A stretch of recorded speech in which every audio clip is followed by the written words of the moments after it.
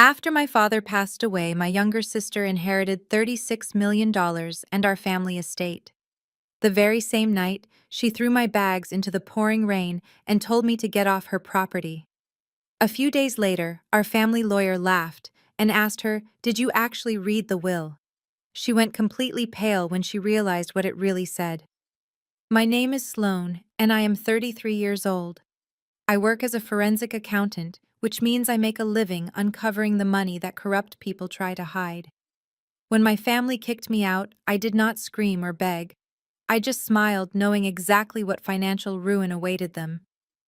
Before I continue this story, let me know where you are watching from in the comments below. Hit like and subscribe if you have ever had to stand up to toxic family members who thought they could walk all over you. The freezing rain was coming down in thick, heavy sheets, soaking right through my dark wool coat and chilling me to the bone. I stood on the meticulously manicured lawn of the estate I had called home for my entire life. The massive front doors of the mansion were wide open, spilling warm, golden light out into the dark and stormy night. That warmth was no longer meant for me. A heavy designer suitcase came flying out the door, landing with a sickening thud in a muddy puddle right at my feet. It was followed seconds later by a smaller carry-on bag, which bounced off the stone pathway and scraped against the wet grass. The zipper burst open, spilling my plain work blouses and folders out into the mud. "And take your cheap clothes with you," Madison yelled, her voice echoing loudly over the sound of the pouring rain. My younger sister stood under the grand portico, completely dry and perfectly styled. She was 30 years old, but acting like a spoiled teenager who had just stolen a toy. She was wearing a luxurious cashmere sweater and holding a delicate glass of expensive champagne, looking down at me as if I were a stranger trespassing on her property. "This house is mine now, Sloane," she announced, taking a triumphant sip of her drink. "The estate, the cars, the entire Harrison Group. $36 million, all mine." Dad finally realized who the true face of this family is. "You are nothing but a boring number cruncher. So get off my property before I have security throw you out." I did not say a single word. I just looked at her standing there in her arrogant glory. Behind her, a tall and handsome man stepped out into the light. It was her husband, Donovan. He was a slick, fast-talking investment director who always wore custom-tailored suits and a condescending smile. He leaned casually against the heavy oak doorframe, tossing a set of car keys in the air and catching them with one hand. I recognized the silver keychain immediately. They were the keys to my father's vintage Porsche, the car he had cherished more than anything. "Tough break," Sloane Donovan said, his deep voice dripping with fake sympathy. He chuckled, twirling the Porsche keys around his finger. "You spent all those years studying to be a forensic accountant, digging into other people's finances, but you could not even secure your own inheritance. What is the point of being so smart if you end up with absolutely nothing? Madison and I have a $36 million empire to run now. We cannot have you hanging around dragging down our vibe with your depressing energy." He stepped up behind my sister, wrapping an arm around her waist and kissing her cheek. They looked like a couple out of a luxury magazine advertisement celebrating their newfound absolute power. "Maybe if you work really hard," Donovan sneered, "we will hire you to audit our petty cash account next year. You know, just to keep you off the streets." Madison laughed loudly at his cruel joke. The sound cut through the heavy rain, sharp and venomous. I slowly bent down and picked up my ruined blouses, placing them back into the broken suitcase. My hands were freezing, covered in mud and ice-cold water, but my heart was completely steady. I was not crying, I was not begging, I just felt a profound, chilling clarity. Footsteps echoed on the marble foyer inside, and another figure emerged from the warm glow of the house. It was my mother, Catherine. She was 58 years old, a woman obsessed with country club status and social appearances. I looked up at her, hoping for a brief second that some maternal instinct might override her greed. I hoped she might tell Madison to stop, to let me stay just for the night until the brutal storm passed. Instead, she looked at me with an expression of pure exhaustion and annoyance, as if my standing in the rain was a personal inconvenience to her evening. She walked carefully to the edge of the covered porch, making sure to avoid the splashing rain, and reached into the pocket of her trousers. She pulled out a single piece of paper, crumpled it into a ball, and tossed it toward me. It fluttered in the wind before landing directly on my wet suitcase. It was a $100 bill. "Take it and call an Uber," my mother said, her voice completely devoid of emotion. "You are 33 years old, Sloan. It is time you stop relying on us. Madison and Donovan need space and peace of mind to take over the corporation. The board of directors is watching them closely, and you are just a distraction. Take your things and leave. Do not make this family look any worse than you already have." She turned her back on me without a second glance, walking back into the warmth of the mansion. Madison gave me one last victorious smirk before pulling Donovan inside. The heavy wooden doors slammed shut with a resounding thud, followed by the distinct click of the deadbolt locking into place. I was entirely alone in the dark. I stood in the freezing rain for a long moment. I reached down and picked up the crumpled $100 bill. It was damp and covered in dirt. Anyone else might have fallen to their knees and wept at the sheer cruelty of their own mother and sister, tossing them out like garbage just days after their father died. But I did not shed a single tear. I smoothed out the $100 bill and folded it carefully into my coat pocket. I was going to keep this exact bill. I was going to keep it so I could hand it right back to my mother when she eventually came crawling to me for survival. My phone buzzed in my pocket. I pulled it out, shielding the bright screen from the rain. It was a text message from Mitchell, our family lawyer, the only other person on earth who knew the absolute truth about my father's final days. The message was short and precise. The rats took the bait. Initiate phase 1. A cold, genuine smile spread across my face. I grabbed the handles of my heavy, mud-soaked suitcases and began walking down the long driveway toward the street to wait for a taxi. They thought they had won.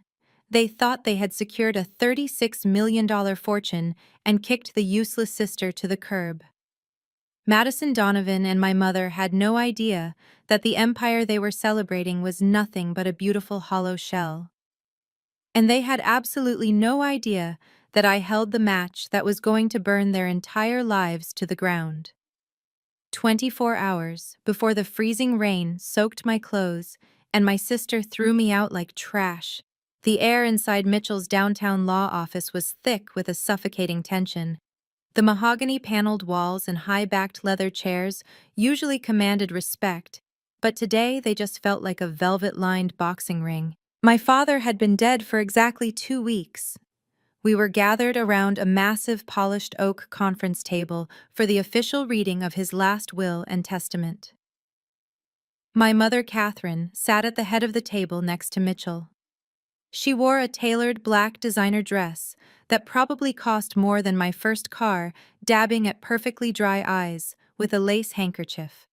Madison sat directly across from me, her leg bouncing anxiously under the table.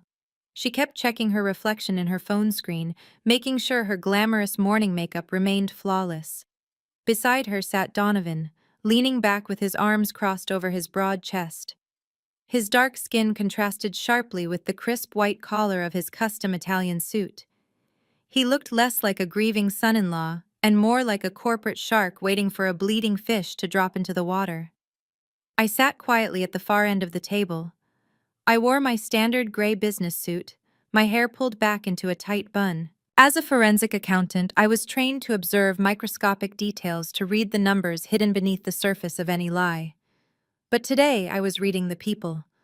I watched the greedy anticipation practically radiating from Madison and Donovan. They were practically salivating at the prospect of wealth. Mitchell cleared his throat, adjusting his gold-rimmed reading glasses. He was an older man, a lifelong confidant of my father, and a lawyer known for his absolute discretion.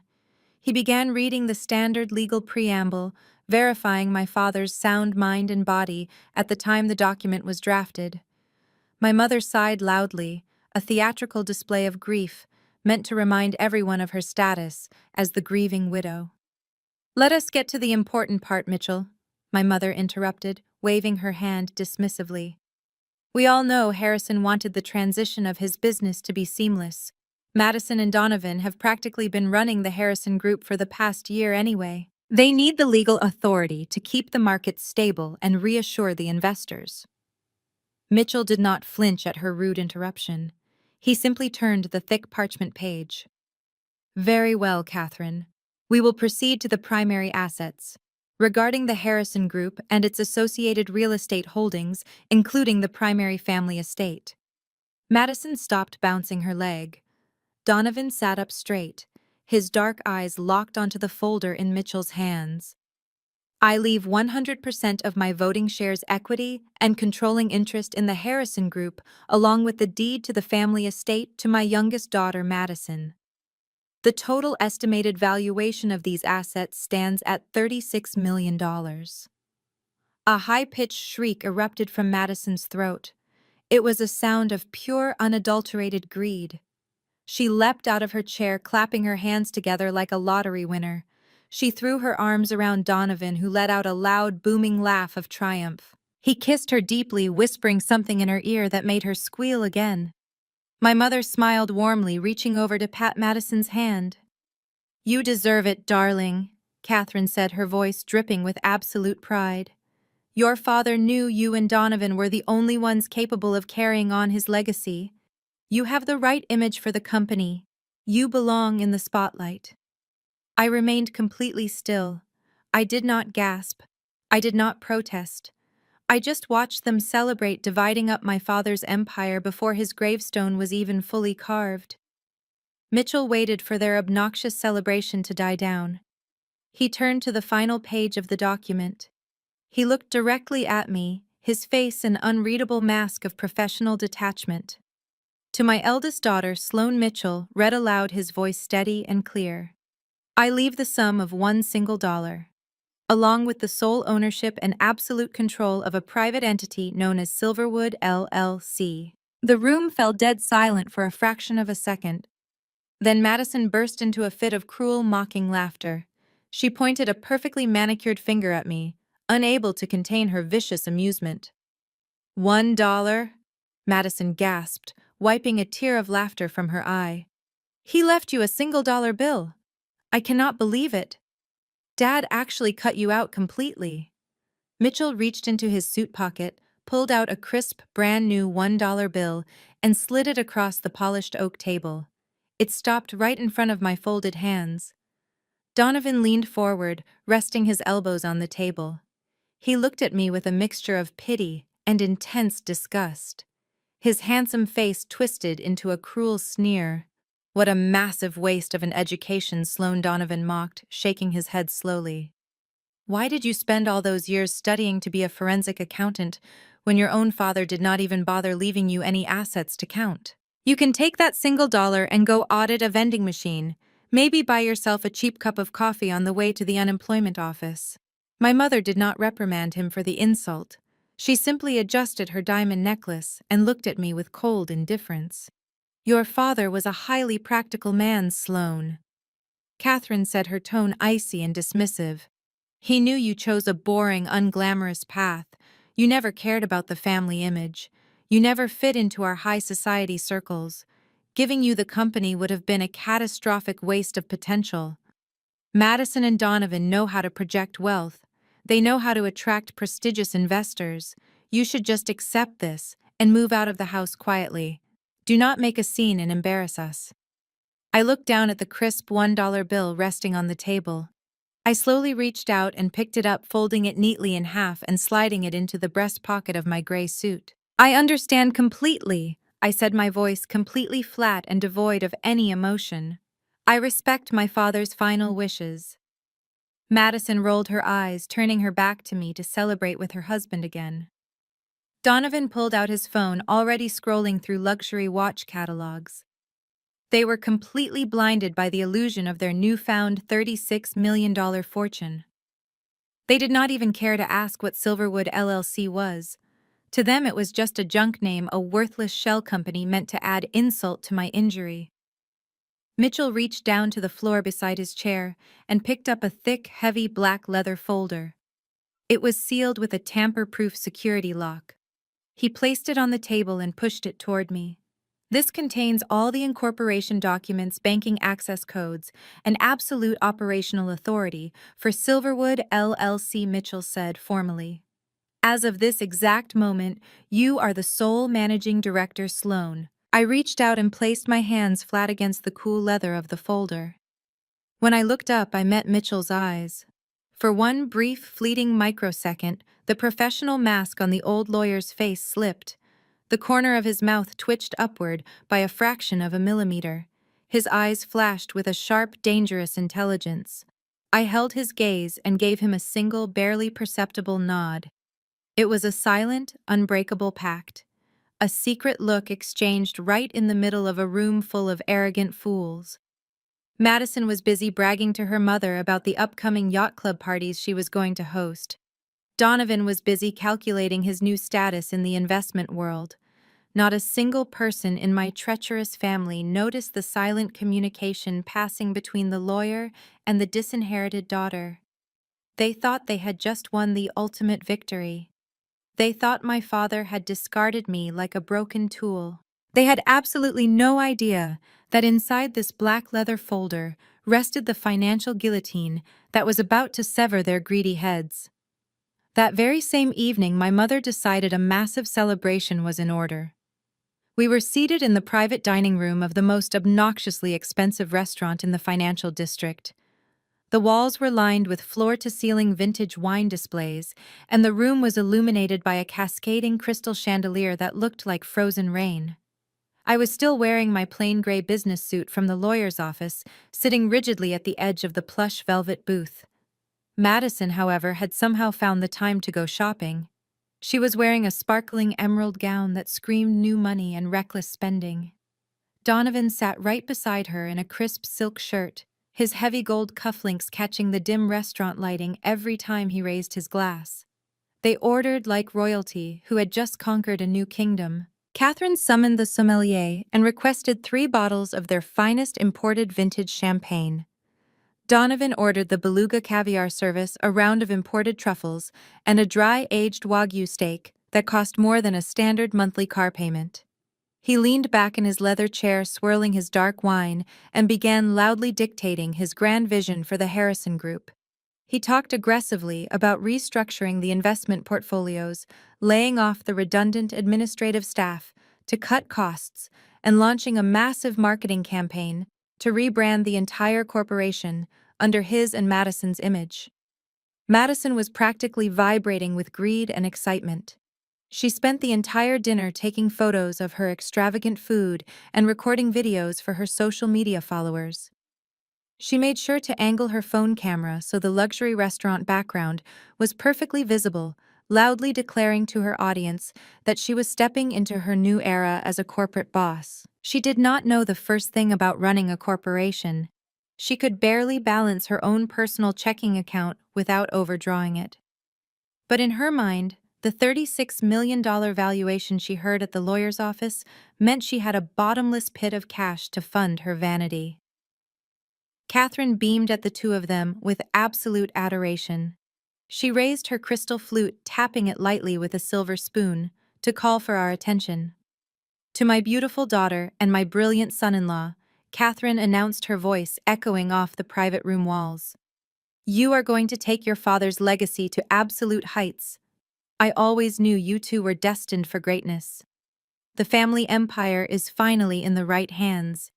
They clinked their glasses together in a loud symphony of greed. I did not raise my water glass.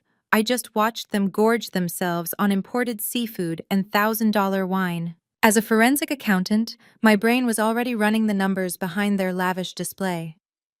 I calculated the exact cost of their feast, cross-referencing it with the fraudulent spending habits I had already uncovered in Donovan's hidden bank records.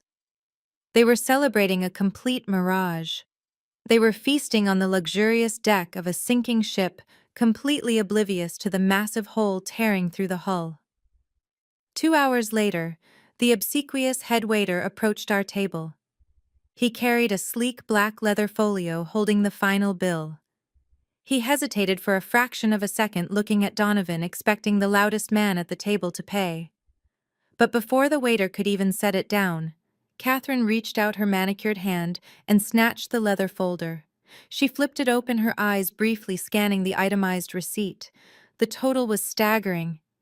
Exactly $8,420. Instead of handing it to Donovan or offering to pay it herself from the generous allowance my father had left her, Catherine snapped the folder shut and slid it directly across the white linen tablecloth.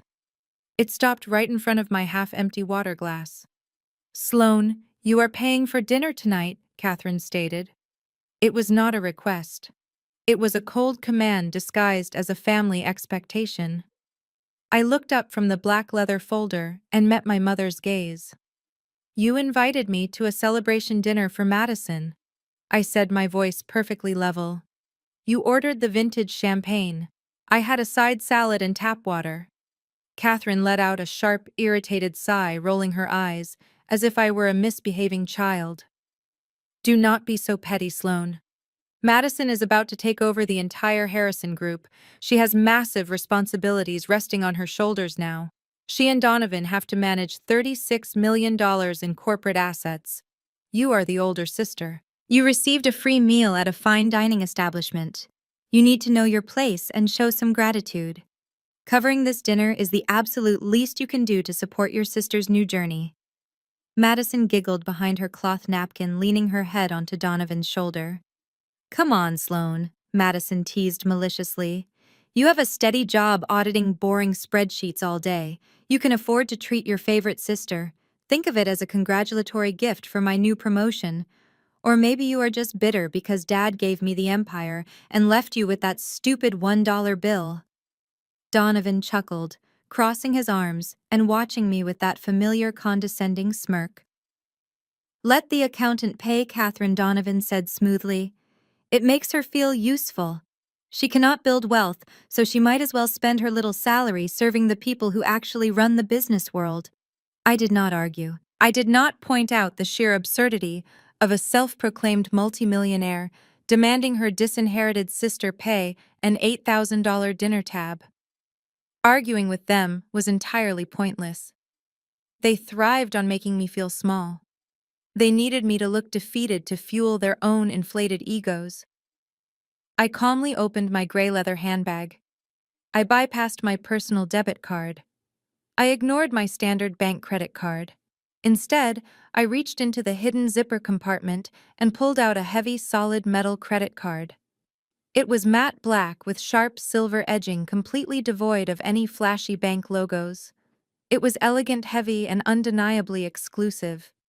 I placed the heavy metal card onto the leather folio. The head waiter picked it up immediately, bowing his head before rushing over to the mobile point-of-sale terminal resting on a nearby serving cart.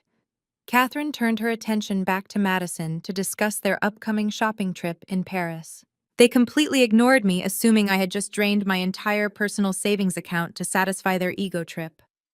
A few seconds later, the point-of-sale machine beeped a pleasant, confirming tone. The transaction was approved instantly. No hesitation, no fraud alert, just a seamless $8,000 charge processed in the blink of an eye.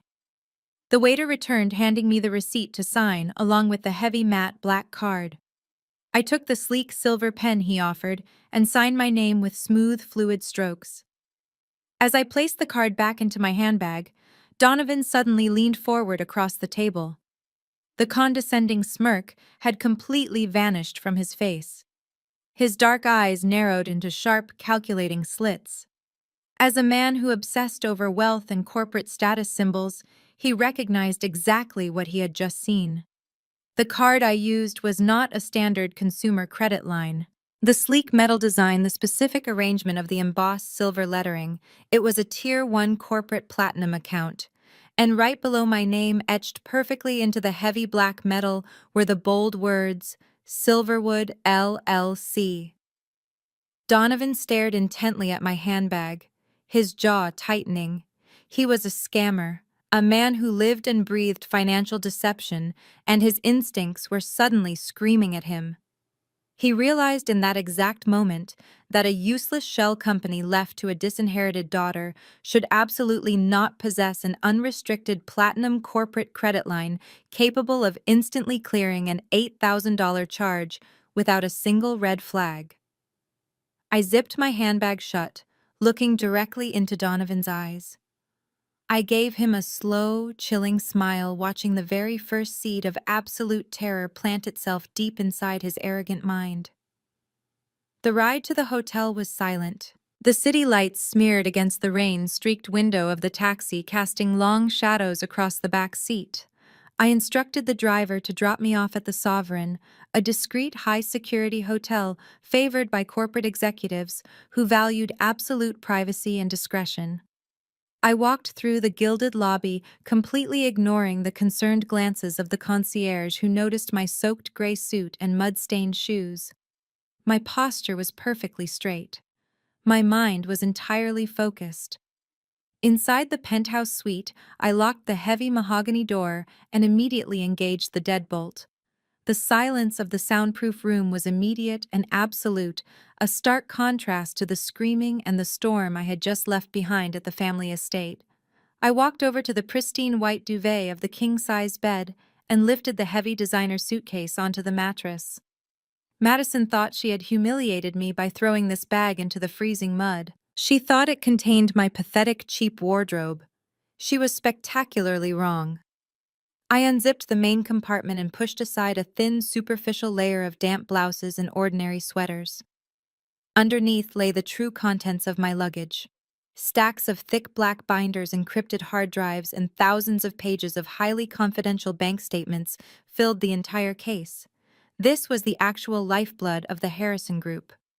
I stripped off my ruined wet coat, poured myself a glass of sparkling water from the minibar, and began spreading the documents across the massive bed.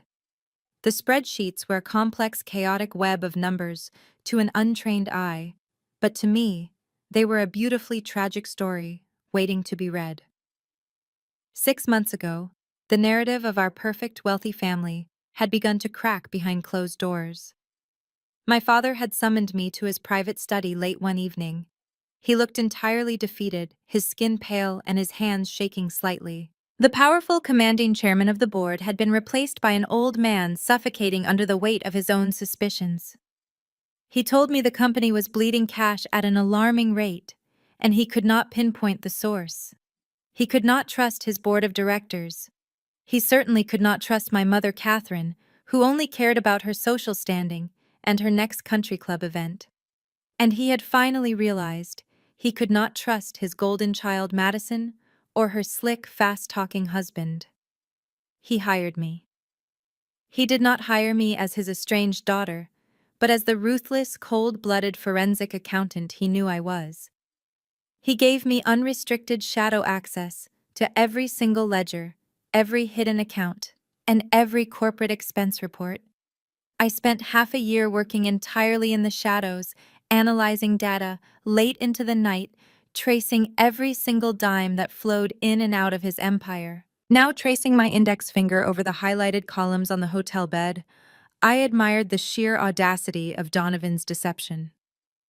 Donovan was a smooth talker, a man who blinded the aging board members with aggressive growth projections and flashy financial presentations. But numbers do not lie. Numbers do not care about custom Italian suits or charming, arrogant smiles. I pulled out the master ledger for the third quarter and opened my laptop to cross-reference the data. Donovan had utilized his position as investment director to set up a labyrinth of dummy corporations registered in notorious tax havens. He authorized massive corporate loans from the Harrison Group under the guise of aggressive commercial real estate acquisitions. But there were no acquisitions. There were no new developments or shopping centers. The properties listed in his official reports were either barren plots of worthless land or entirely fictitious addresses fabricated out of thin air. He had been systematically bleeding the Harrison Group dry.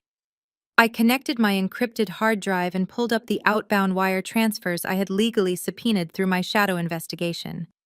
The picture was brutally clear, painting a portrait of a man completely out of control. Donovan had not just skimmed a little off the top to fund his luxury lifestyle. He had siphoned over $10 million directly from the company's operational reserves. I tracked the complex routing numbers across 3 different continents. Millions of dollars had been dumped into high-stakes, unregulated offshore gambling syndicates. Donovan was a degenerate gambler hiding behind a respectable corporate title. He chased massive losses at virtual poker tables and illegal sports betting rings, stealing even more corporate funds to try and win back the deficit before the annual audits caught up to him. He was digging a grave and trying to fill it with stolen gold. And the rest of the stolen money went directly to Madison. Donovan had funneled millions into a series of shell accounts that paid for her extravagant influencer lifestyle. The designer emerald gowns, the first-class flights to Paris, the constant renovations to the estate, and the $2 million yacht she had been eyeing. It was all financed by the systematic destruction of my father's life work. She was parading around as a self-made boss, completely oblivious to the fact that her husband was a desperate criminal, funding her vanity with stolen cash. I picked up the final valuation report, the very same thick document that had caused Madison to squeal with delight in the lawyer's office earlier that day. The document proudly stated the Harrison Group was worth $36 million. It was a complete and utter ghost. It was a fabricated valuation built on doctored revenue streams and deliberately hidden liabilities. The so-called $36 million empire was actually suffocating under a massive mountain of toxic debt. Because of Donovan's reckless embezzlement and Madison's unchecked narcissistic greed, the corporation was completely insolvent. They thought they had just inherited the world and kicked me to the curb. They did not realize they were currently standing on a fragile trapdoor, mere inches from a catastrophic, inescapable bankruptcy. And I was the only person holding the lever. I reached into the inner pocket of my leather bag and pulled out a small, encrypted titanium flash drive. Mitchell had slipped it to me weeks ago, right before my father was moved to hospice care. I plugged it into my laptop and typed in the 32-character alphanumeric passcode my father and I had memorized. The screen went black for a fraction of a second before a high-definition video file appeared on the monitor. I clicked play. My father, Harrison, sat behind his massive oak desk in his home office. He looked incredibly frail. The aggressive cancer had hollowed out his cheeks and stripped away his physical strength, but his eyes burned with that familiar, terrifying corporate sharpness. He looked directly into the camera lens, and for a moment it felt like he was sitting right there in the hotel room with me. "Sloan," my father said, his voice raspy but entirely steady. "If you are watching this, it means I am dead. It also means Mitchell executed the public will exactly as we planned, and your mother and sister have officially kicked you out. I know it hurts. I know it is a cruel thing to put you through. But you are the only one in this family with the spine to handle the truth, and the only one with the intellect to execute this final transaction." I leaned closer to the screen, my eyes locked onto his face. I did not blink. "When you brought me the forensic audit 6 months ago," my father continued, coughing slightly before taking a sip of water. "When you proved that Donovan was embezzling millions to fund his gambling addiction and that Madison was burning through our operational capital to play dress-up for her internet followers, it broke my heart. But more than that, it offended my business sense. I built the Harrison Group from the ground up. I was not going to let a slick, thieving son-in-law and an entitled, arrogant daughter destroy my life's work. But I could not just fire Donovan. He had deeply entangled the corporate accounts with illegal offshore gambling syndicates. If I fired him and called the authorities, the ensuing scandal and federal investigations would have completely dismantled the company and dragged our family name through the mud for a decade. My father leaned forward, interlacing his thin fingers. I saw the genius calculating predator awaken in his dying eyes. "So I decided to play their game," he stated coldly. "I let Donovan think he was outsmarting an old dying man. I let Catherine and Madison believe they were securing their grand high society future. But you and I know the golden rule of accounting, Sloan. You cannot hide the money from the person who owns the bank. That is why we created Silverwood LLC. I nodded slowly to the empty room, remembering the late nights spent drafting the corporate structuring documents in absolute secrecy. Over the last 6 months, my father explained I utilized my supreme executive authority to quietly restructure our entire holding portfolio. We stripped the Harrison Group down to its bare studs. We funneled every single dollar of clean, untainted cash directly into Silverwood LLC through highly complex, perfectly legal vendor contracts. We transferred the ownership of every valuable patent, every proprietary software license, and the legal trademark of the Harrison Group name itself into Silverwood. He paused, letting the magnitude of his financial maneuvering sink in. And we did not stop there, my father said, a sharp, vindictive smile crossing his pale face. The physical real estate, the corporate headquarters downtown, the regional manufacturing plants, even the multi-million-dollar family estate where your mother and sister are currently sleeping. I transferred the physical deeds of the land to Silverwood LLC. The Harrison Group no longer owns the ground it stands on. They are merely renting it from you. I opened the black leather folder Mitchell had slid across the conference table. My eyes traced the meticulous legal transferring agreements. The brilliance of the trap was breathtaking. My father had weaponized Donovan's own greed against him. Every time Donovan falsified a growth report to justify taking on more corporate debt, my father had quietly approved it, knowing that Silverwood LLC was the silent entity purchasing that exact debt on the secondary market. Donovan had literally dug his own financial grave, and my father had gladly handed him the shovel. I laid the promissory notes out on the king-sized bed next to the offshore bank statements. The Harrison Group was contractually obligated to make a massive ballooning debt payment by the end of the fiscal quarter. Without the clean cash reserves that we had already siphoned away into Silverwood, there was absolutely no way Donovan could cover the payment. If he missed it by even a single day, Silverwood LLC had the legal right to instantly call in the entire $40 million loan, seize all remaining assets, and force the Harrison Group into immediate catastrophic liquidation. Donovan thinks he is a mastermind. My father continued, his tone dripping with absolute contempt. He saw the $36 million valuation on paper, and his greedy eyes went blind to the liabilities. He does not realize that to keep his offshore gambling debts hidden, he forced the Harrison Group to take on massive amounts of emergency commercial debt. And who stepped in to quietly purchase that debt through anonymous third-party brokers, who bought up every single loan, every mortgage, and every line of credit the Harrison Group relies on to survive. Silverwood, LLC. I whispered to the screen, a cold thrill running through my veins. Silverwood LLC, my father confirmed as if he heard me. The trap is perfectly set, Sloan. Madison and Donovan are currently popping expensive champagne celebrating their grand inheritance. They think they own a $36 million empire. They do not realize they just inherited a completely hollow shell. The Harrison Group has zero cash reserves, zero intellectual property, and zero real estate. What they actually inherited is $40 million in toxic, crushing corporate debt. My father took one final deep breath. He looked straight into the camera, his eyes filled with a terrifying mixture of pride and ruthless determination. They wanted the crown, Sloan. Let them wear it while the castle burns to the ground. You are the sole managing director of Silverwood LLC. You hold the deeds. You hold the patents. You hold the $40 million of debt. When the time is right, you tear them down. Do not show them an ounce of mercy, because they certainly will not show you any. I love you, my brilliant daughter. End of recording. The screen went black. The silence in the hotel room returned heavy and charged with raw electric power. I slowly closed the laptop. My pulse was completely steady, my mind sharper than a razor blade. My sister and her fraudulent husband thought they had won the ultimate lottery. They thought they had successfully discarded me to rule their glittering kingdom.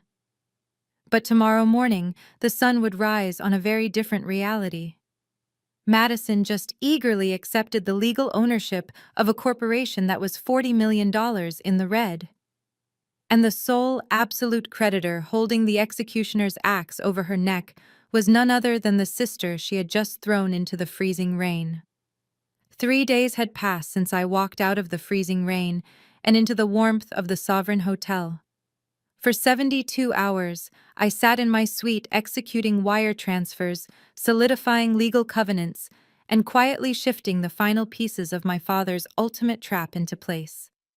Meanwhile, completely oblivious to the financial earthquake rumbling directly beneath their designer shoes, Madison and Donovan decided it was time to celebrate their grand victory. They headed straight for the city's most exclusive luxury marina.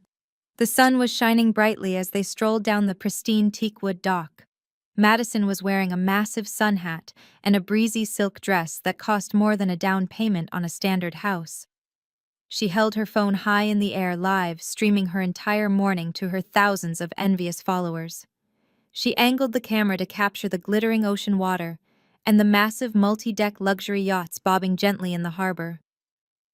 Donovan walked confidently beside her wearing crisp white linen trousers and a pair of dark designer sunglasses. He looked completely in his element, projecting the image of a fearless investment titan who had just conquered the corporate world. They were standing in front of a stunning 80-foot luxury vessel named the Oceanic Pearl. It featured a sleek, aerodynamic design, a rooftop jacuzzi, and a fully staffed entertainment deck. The price tag was a cool $2 million. For Madison, it was not a vessel. It was the ultimate social media prop. For Donovan, it was a floating casino and a testament to his untouchable ego. They walked up the boarding ramp with the absolute certainty of monarchs inspecting their new toy. A high-end yacht broker named Preston greeted them on the main deck with a chilled bottle of premium champagne already open. Preston catered exclusively to the ultra-wealthy, a man trained to spot old money and new money from a mile away. He poured the bubbling liquid into tall crystal flutes, handing them to Madison and Donovan with a polished, subservient smile. "Welcome aboard the Oceanic Pearl," Preston said smoothly. "I must say, Mr. and Mrs. Harrison, this vessel is the absolute crown jewel of our current inventory. With your new position at the head of the Harrison Group, it is only fitting that you command the finest ship in the harbor." Madison giggled, taking a large sip of her champagne. "It is absolutely perfect," she declared, waving her hand toward the luxurious lounge area. "I can already picture the launch party. We will invite the entire board of directors and every major investor in the city. We have to show everyone that the Harrison Group is bigger and better than ever under our control." Donovan leaned against the polished mahogany railing, projecting an aura of bored wealth. "We will take it today," Preston Donovan stated, his voice dripping with arrogance. "Have your crew fuel it up and stock the bar. We are not interested in financing or leasing options. We are executing a direct corporate purchase. The Harrison Group requires a vessel for executive entertainment. We will clear the transaction right now." Preston beamed, his eyes practically turning into dollar signs. A $2 million direct point-of-sale transaction meant a massive immediate commission for him. "Absolutely, sir," Preston replied, pulling a sleek wireless merchant terminal from his tailored jacket. "If you have your corporate purchasing card, we can process the payment and transfer the temporary registration within the hour." Donovan reached into his pocket with a slow, deliberate swagger. He pulled out his wallet and extracted the heavy, metallic corporate platinum card of the Harrison Group. He held it between his fingers for a fraction of a second, letting the sunlight catch the embossed letters of his name, making sure Preston understood the sheer financial weight of the plastic he was holding. He handed it over. Preston took the card with both hands, treating it like a fragile historical artifact. He slid the heavy metal through the wireless terminal. Madison held her phone up, making sure to record the exact moment they purchased a $2 million yacht on a Tuesday morning. She wanted the entire world to see her absolute financial dominance. The terminal screen lit up, processing the massive charge. It connected to the banking network, verifying the routing numbers against the corporate accounts. Donovan took another sip of his champagne, already looking out at the horizon, mentally calculating how many high-stakes poker games he could host in the lower deck lounge. Then a sharp, unpleasant electronic error tone shattered the tranquil atmosphere. Preston looked down at the terminal screen. His polished, subservient smile faltered for a brief second. A small crease of confusion appeared on his forehead. "My apologies, Mr. Harrison," Preston said, his voice maintaining a forced politeness. "It seems there is a slight communication error with the bank. The terminal is displaying a decline code. For a transaction of this magnitude, sometimes the fraud prevention protocols require a manual override. Let me just run it one more time." Donovan sighed loudly, rolling his eyes as if the minor delay was a profound personal insult. "Just run the chip," Preston Donovan commanded, tapping his fingers impatiently on the mahogany rail. "The account has a $10 million daily clearance limit. Your machine is probably just malfunctioning." Preston wiped a small bead of sweat from his brow and inserted the chip directly into the reader. The machine paused, thinking, processing the data through the global banking servers. Another sharp error tone rang out. Red text flashed across the small digital screen again. "Transaction denied. Account frozen." Madison lowered her phone, her perfectly glossed lips parting in confusion. "Donovan, what is going on?" she asked, a high-pitched edge of panic creeping into her voice. "Make him run it again. This is embarrassing. People are watching the live stream." Preston took a step back, holding the metal card out toward Donovan. "I am incredibly sorry," Sir Preston said, his tone entirely different now. The warmth was gone. It was replaced by the cold, calculating distance of a salesman who realizes his client might be a complete fraud. "The system is entirely operational. Your corporate bank is actively blocking the transaction. It is not a fraud alert, sir. The specific error code indicates a total lock on the institutional account level." Donovan snatched the card back from the broker, his face flushing with a mixture of intense anger and sudden creeping dread. "This is absurd," Donovan barked, pulling his cell phone from his pocket. "I am the acting chief executive of a $36 million corporation. I will have the senior vice president of the bank fired before lunch for this level of incompetence." Before Donovan could even dial the number, his own phone began to ring.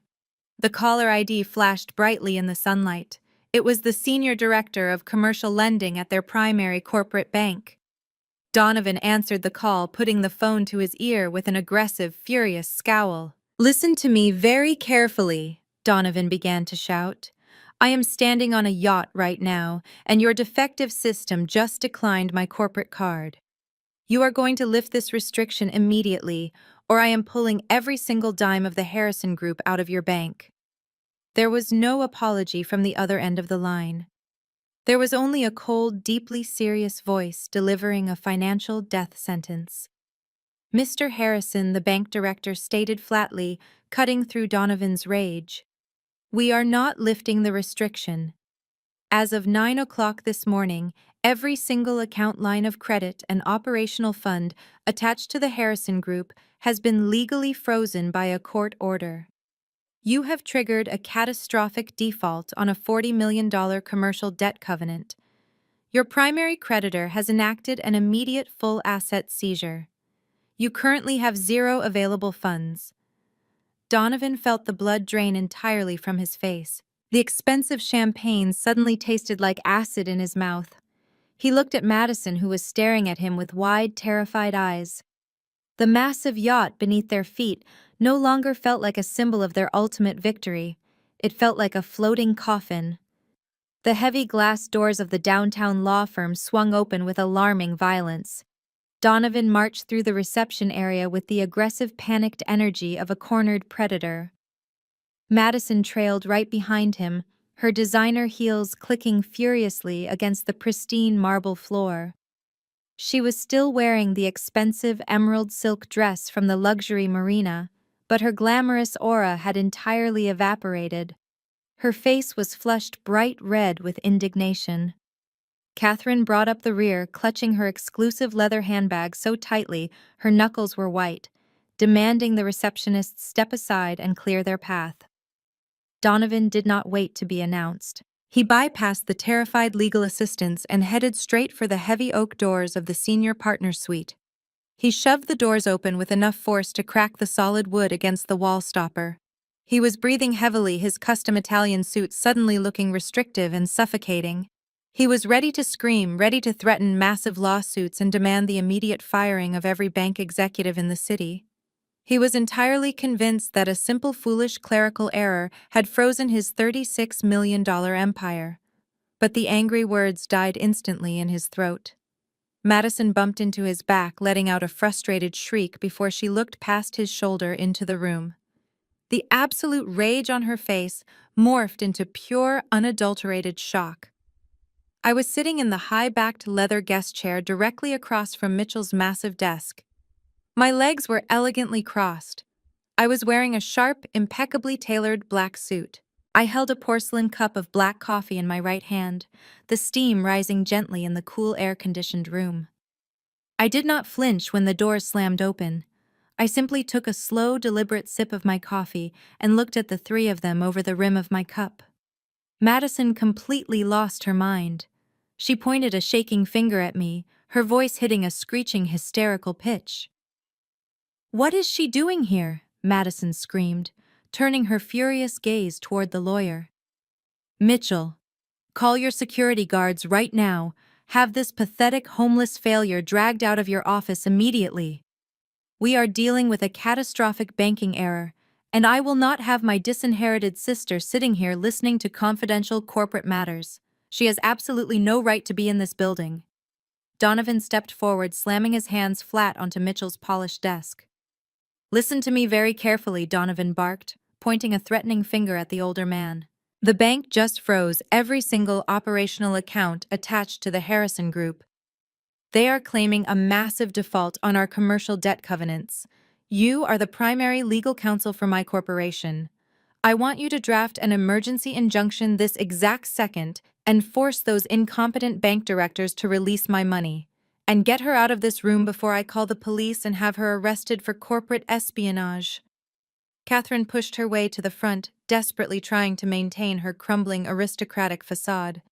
She looked at me with absolute disgust, as if my very presence was infecting the air she breathed. "Sloane, you are completely out of line," Catherine hissed, her eyes narrowing into cold, judgmental slits. "I told you to take that cash call a taxi and disappear from our lives. We are dealing with a multi-million-dollar corporate crisis. You have absolutely no business being here. Get out of that chair and leave this instant before I ensure you never find a single accounting job in this entire state. You are an embarrassment to your father's memory." I did not move a single muscle. I did not raise my voice to defend myself. As a forensic accountant, my entire profession revolved around observing the microscopic details of human panic. I watched Donovan closely. A single bead of cold sweat rolled down the side of his face. His breathing was incredibly shallow. The slick, arrogant investment director was frantically doing mental math, trying to figure out which of his illegal offshore gambling accounts had triggered the freeze. He still thought he was the smartest man in the room. He had no idea the executioner was already sitting right in front of him. I simply placed my porcelain coffee cup gently onto the matching saucer. The soft clink of the ceramic echoed loudly in the tense, suffocating silence of the room. I folded my hands in my lap and gave my mother a blank, chilling stare. Mitchell did not reach for his telephone to call security. He did not scramble to his keyboard to draft a legal injunction to save Donovan's precious bank accounts. The subservient, accommodating family lawyer they thought they knew was completely gone. In his place sat a cold, calculating legal authority who held the keys to their absolute destruction. Mitchell slowly stood up from his leather chair. He did not say a single word to Donovan. He completely ignored Catherine's arrogant demands. He reached down into the lower drawer of his desk and pulled out a massive, incredibly thick stack of bound legal documents. The paperwork was bound with heavy black clips stamped with the official seals of the State Financial Regulatory Board. He raised the heavy stack of paper high in the air and slammed it violently down onto the polished oak desk. The loud, sharp crack of the paper hitting the wood sounded like a gunshot. Madison physically jumped backwards, her breath catching in her throat. Donovan flinched, his eyes darting nervously to the thick pile of contracts. Mitchell placed his hands flat on top of the documents. He looked directly at my sister, his eyes piercing right through her shallow, greedy facade. A dark, chilling smile spread across his weathered face. He let out a low, humorless chuckle that sent a visible shiver straight down Catherine's spine. Madison, Mitchell asked, his voice dropping to a dangerously quiet, mocking whisper. Did you actually read the will? Madison stared at the old lawyer, as if he had suddenly started speaking an alien language. She crossed her arms tightly over her emerald silk dress, her diamond rings catching the bright overhead light. She let out a scoff that sounded thin, breathless, and completely terrified. Of course I read the will, Mitchell. She snapped, her voice trembling despite her attempt to sound authoritative. I inherited 100% of the Harrison Group. You read the valuation report yourself right at this very table. $36 million. That is my money. The bank made a ridiculous mistake, and you need to fix it right now before Donovan sues them into oblivion and takes your license with it. Donovan stepped up right beside his wife, trying to project his usual intimidating corporate presence. His dark eyes flicked aggressively from the thick stack of papers to Mitchell. We do not have time for your legal riddles, old man, Donovan warned, his deep voice dropping to a menacing octave. The corporate accounts are frozen tight. The yacht broker is waiting at the marina for a $2 million clearance. If you do not unfreeze those operational funds this exact second, I will personally see to it that this firm is dismantled piece by piece. Mitchell did not flinch at the threat. He did not even blink. He simply reached out and slowly peeled back the heavy cover of the bound legal documents, revealing a massive, incredibly detailed master ledger. It was a forensic accounting masterpiece, meticulously constructed by my father and me over 6 agonizing months in the shadows. You inherited the voting shares of the Harrison Group? Mitchell stated, his voice devoid of any human sympathy. You inherited the corporate entity Madison, and you are entirely correct about the gross asset valuation. It sits at exactly $36 million. Madison threw her hands up in exasperation, letting out a dramatic sigh of relief. Then what is the problem? She demanded loudly. Tell the bank director to release my cash. Mitchell turned the next page of the ledger. The problem, Madison, is that you only looked at the asset column on the balance sheet. You did not bother to look at the liabilities. A corporation is not a personal checking account. It is a delicate balancing act. And thanks to your husband's highly aggressive offshore investments and your own astronomical personal spending habits, the Harrison Group was forced to take on massive amounts of commercial debt just to keep the lights on. Donovan went entirely rigid. His breathing completely stopped. He knew exactly what he had done in the dark, but he thought he had buried those toxic numbers deep inside dummy corporations and fake real estate acquisitions. According to the legally binding commercial covenants you signed as investment director. Mitchell continued, staring directly into Donovan's panicked eyes. The Harrison Group currently carries exactly $40 million in toxic high-interest corporate debt. That debt was structured with incredibly strict performance clauses. When you attempted to wire $2 million for a luxury yacht this morning, you triggered an automatic, unchangeable default on the entire loan. Catherine stepped forward, her face completely drained of color. She gripped the back of a leather guest chair just to steady her trembling legs. That is impossible, my mother whispered, her voice cracking with sheer terror. Harrison would never allow his company to go $40 million into debt. The family estate alone is worth $8 million on the open market.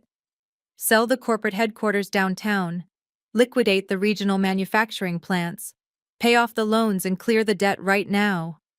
Mitchell shook his head slowly, preparing to deliver the next devastating blow. You cannot sell the estate, Catherine. You cannot liquidate the headquarters or the manufacturing plants to save yourselves. The Harrison Group does not own them anymore. Madison let out a sharp, horrifying gasp. What do you mean we do not own them? She shrieked, panic finally taking full control of her body. We have lived in that mansion my entire life. 6 months before his passing, your father initiated a massive, totally legal corporate restructuring program. Mitchell explained, tapping his silver pen against the heavy documents. He transferred the physical deeds of the family estate, the corporate office buildings, the land, and every single valuable patent into a private holding company. He then had that exact holding company purchase the entire $40 million debt portfolio of the Harrison Group on the secondary market. The Harrison Group is currently renting its own existence from a single absolute creditor. Donovan's large hands began to shake violently. He leaned his heavy frame over the desk, his voice reduced to a desperate gravelly whisper. Who holds the debt, Mitchell? Who owns the holding company that holds the mortgage on the house? Mitchell closed the heavy binder with a definitive thud. He looked past Donovan, ignoring him completely, and locked eyes with me. I placed my porcelain coffee cup down onto the glass table. I uncrossed my legs and stood up, smoothing the front of my tailored black suit. I walked slowly toward the center of the room. The sharp clicking of my heels on the hardwood floor sounded exactly like the ticking of a time bomb about to detonate. You mocked me for studying forensic accounting, Donovan, I said, my voice echoing coldly in the silent office. You asked me why I spent years learning to count other people's money. It was so I could find exactly where you buried yours. I tracked every single dollar you stole from my father. I tracked the illegal sports betting rings. I tracked the wire transfers to your offshore accounts in the Cayman Islands. And while you were busy stealing the company blind to fund your gambling addiction, my father and I were busy buying up your toxic debt for pennies on the dollar. Madison stared at me, her mouth opening and closing wordlessly. She looked like she had just been struck by a speeding freight train. The private holding company that owns your $40 million debt is Silverwood LLC, I stated clearly, letting the absolute crushing reality crash down on their heads. The exact same Silverwood LLC that Dad left me in the will. The same company you laughed at yesterday. I own the mortgage on the family estate. I own the rights to the corporate name. I am the sole absolute creditor of the Harrison Group. I took one step closer, standing right in front of my sister. You do not have $36 million, Madison. You are $4 million in the red. You are completely hopelessly bankrupt. And because I hold the execution order on your defaulted loans, I have the legal right to seize every remaining asset, including the designer clothes in your closet and the cars in your driveway, to satisfy the debt. The grand illusion shattered into a million jagged pieces. The glittering fantasy of endless wealth and high society dominance evaporated into thin air. Madison let out a horrifying guttural sob that tore from the bottom of her lungs. Her legs completely gave out beneath her. She collapsed directly onto the thick Persian rug, her expensive emerald dress pooling around her like dark green water. She gripped her hair with both hands, hyperventilating wildly as the reality of her absolute financial ruin crushed the breath right out of her chest. In less than 10 minutes, she had gone from a billionaire heiress to an insolvent debtor facing total annihilation. Catherine stood frozen in sheer terror, her hands covering her mouth as she stared down at her golden child, sobbing uncontrollably on the floor. She slowly looked up at me, her eyes wide with shock, finally realizing that the daughter she had heartlessly thrown into the freezing rain was now the supreme, untouchable ruler of their entire existence. Donovan did not fall to the floor. He slowly turned his head to look at me. The arrogant, slick corporate charm was entirely gone. His dark eyes were wide and burning with a toxic, venomous hatred. His jaw clenched so tightly I could hear his teeth grinding together in the quiet room. He had been completely outsmarted, trapped inside a financial cage of his own making, and he knew beyond a shadow of a doubt that the key was firmly locked in my hand. Donovan did not accept defeat. Men who build their entire existence on fraud never simply surrender when the lights turn on. They double down. He grabbed Madison by the arm, hauling her up from the floor, and dragged her out of Mitchell's office without saying another word. Catherine followed them, her face a mask of terror. They knew they could not win against me in a courtroom or a boardroom. My documentation was flawless. My legal claim was absolute. So Donovan immediately pivoted to the only battlefield where facts did not matter. He took the fight to the court of public opinion. He was a master of manipulation. He understood that in modern society, the first person to cry on the internet usually dictates the narrative. He utilized his shady media connections and immediately hired a crisis public relations firm. They had a very narrow window before the court ordered sheriffs to physically evict them from the family estate, and Donovan intended to use every single second of it to destroy me. That evening, a highly orchestrated video appeared across every major social media platform. It was posted from Madison's influencer account, which already boasted hundreds of thousands of followers. I watched the video from the quiet solitude of my hotel suite. The production value was disgustingly perfect. Madison sat on the edge of the plush sofa in the estate's living room. She wore an oversized plain beige sweater. Her usually flawless hair was tied back in a messy knot. She wore absolutely no makeup, ensuring the dark circles under her eyes were completely visible. She looked like a fragile, traumatized victim who had just endured a horrific tragedy. "My older sister Sloane is a certified forensic accountant," Madison said to the camera, her voice trembling with perfectly rehearsed sorrow. "While my husband and I were busy running the Harrison Group and trying to keep our employees paid, my sister was doing something unthinkable. She used her specialized financial knowledge to forge complex corporate documents. She took advantage of our father while he was dying of terminal cancer. She isolated him in his final weeks, manipulated his medications, and forced him to sign away the entire family legacy to a secret shell company." Madison paused, letting a single highly practiced tear roll down her cheek. "Now, just days after we buried our father, she is trying to throw my mother and me out onto the street. She froze our corporate bank accounts and is trying to bankrupt the company our father built from nothing. I am making this video because we are terrified. My sister is a financial predator, and she has stolen absolutely everything." Donovan did not just rely on organic reach.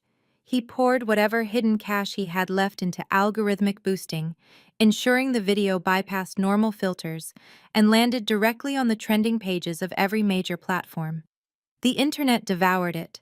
Modern social media thrives on outrage, and Donovan had just served them a perfectly framed villain. I was painted as the greedy, soulless accountant who committed elder abuse to steal a $36 million empire from her grieving innocent younger sister. The video hit 1 million views in less than 4 hours. Then it hit 5 million. The backlash was immediate and visceral, but Donovan did not stop there. He knew an internet video was only the spark. To create a true inferno, he needed traditional media validation. The very next morning, Catherine appeared on the most watched local morning news broadcast in the state. She sat opposite a sympathetic television anchor dressed in entirely black mourning attire, clutching a tissue in her trembling hands. "I gave birth to her." Catherine sobbed on live television, her voice cracking with dramatic devastation. "I loved her with all my heart, but Sloane has always been broken inside. She is a cold-blooded, calculating monster." She watched her father wither away in a hospice bed and only saw dollar signs. She forged those holding company papers to strip Madison of her rightful inheritance. "We are fighting for our lives against my own flesh and blood. I do not even recognize the woman she has become." The news anchor looked at the camera with grave concern, asking the audience how a daughter could commit such a heinous act of corporate theft and elder abuse. They flashed a highly edited, unflattering photo of me on the screen, branding me as the mastermind behind a massive family fraud. My phone began to physically vibrate off the surface of the hotel desk. The notifications were coming in so fast, the screen simply blurred into a continuous stream of white light. Strangers had managed to find my personal phone number and my professional email address. I opened my inbox. It was completely flooded. There were thousands of messages pouring in by the minute. People I had never met were sending me detailed, horrific death threats. They called me a sociopath, a criminal, a disgusting parasite who deserved to rot in federal prison. My professional social media pages were overrun with thousands of comments demanding I be investigated by the FBI, demanding I be stripped of my accounting licenses, and demanding I return the money I supposedly stole from my grieving family. The public narrative had completely shifted. Donovan and Madison had successfully weaponized their tears, transforming their massive corporate embezzlement into a story of my supposed tyranny. They were rallying millions of angry citizens to their defense, using the sheer weight of public outrage to try and force me into surrendering the deeds to the estate. I sat in the glow of my multi-monitor setup, watching the hatred multiply across the internet. The digital mob was screaming for my absolute destruction. My firm, my reputation, and my safety were under direct, massive assault. Donovan thought this wave of public terror would break me. He thought the thousands of death threats would make me cower and sign the surrender documents just to make the nightmare stop. My phone vibrated against the mahogany desk, a sharp and angry buzz that cut through the silence of the hotel suite. The caller ID displayed the name of the senior managing partner at my forensic accounting firm. I already knew exactly what he was going to say before I even answered the call. The digital mob had not just attacked my personal inbox. They had flooded the corporate switchboards of my employer. I picked up the phone, my voice completely level. "Sloan, we have a catastrophic situation on our hands," the managing partner said, his tone thick with exhaustion and panic. "The firm is being actively targeted. Our top-tier corporate clients are calling my office directly demanding to know why we are employing a woman accused of elder abuse and massive financial fraud. The news broadcast is playing on loop in the lobby. We are a firm built on absolute financial integrity. We cannot have this kind of catastrophic public relations nightmare attached to our brand." I did not interrupt him. I let him panic. The executive board just held an emergency vote. He continued, sounding genuinely regretful but entirely resolute. "We have no choice, Sloan. We are placing you on immediate, indefinite administrative leave. We are suspending your corporate access until this entire family dispute is resolved in a court of law." "I am sorry." "You do not need to apologize," I replied smoothly, staring at the flashing notifications on my computer screen. "It is the correct tactical move to protect the firm's liability. I will see you when the dust settles." I ended the call and placed the phone back onto the desk. A normal person would have broken down right then and there. A normal person wouldn't have felt the crushing weight of losing their prestigious career, their public reputation, and their family, all in the span of 72 hours. My phone chimed again. This time it was a direct text message from Madison. She must have had her crisis management team monitoring my firm's public statements, waiting for the exact moment I was suspended. She wanted to strike while she assumed I was bleeding. I opened the message. "I hope you are enjoying the show," Madison wrote, her text dripping with venomous triumph. "Your firm just threw you out. The entire country knows exactly what kind of monster you really are. You are losing everything, Sloan. But I can make it all stop. Sign the legal deeds to Silverwood over to Donovan and me by midnight. Hand over the $40 million debt holding. If you sign the papers, I will take down the video. I will go on television and say it was all a terrible misunderstanding. Refuse and I will make sure your reputation is permanently destroyed. You will never work in this industry again. You will be a complete outcast." I stared at the glowing text on the screen. Madison actually believed she held the winning hand. She thought public shame was the ultimate weapon because in her shallow, influencer-obsessed mind, public perception was the only currency that mattered. She believed that if a million strangers hated me, I would simply surrender my empire to make them stop. I did not type a reply. I did not log on to my social media accounts to issue a frantic, desperate denial. I did not beg a journalist for an interview to clear my name. Arguing with a digital mob is a fool's errand. When you are standing in a pit of vipers, you do not waste your breath trying to convince the snakes you are innocent. You simply cut off their heads. I powered down my personal cell phone and tossed it into the hotel safe. I walked over to the heavy oak dining table in the center of the penthouse suite. I unzipped my secondary travel case and extracted my heavy-duty custom-built forensic workstation. Within minutes, I had linked 3 high-resolution monitors together, creating a massive glowing command center right in the middle of the room. I booted up my encrypted operating system, bypassed the standard commercial firewalls, and dove straight into the deep, dark financial underbelly of the global banking network. Donovan thought his media circus would distract me. He thought the public outcry would paralyze my investigative skills. He severely underestimated the cold, calculated focus of a woman who had nothing left to lose. I brought up the initial wire transfer logs I had secured months ago from my father's shadow audit. Donovan had been siphoning millions from the Harrison Group into offshore gambling syndicates.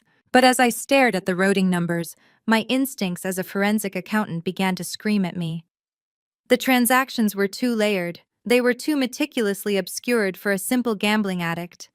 A man just trying to cover his poker losses does not utilize a dozen different shell corporations registered in Cyprus, the Cayman Islands, and the Seychelles just to move a few $1 million. That level of extreme financial obfuscation required a highly sophisticated, deliberate laundering network.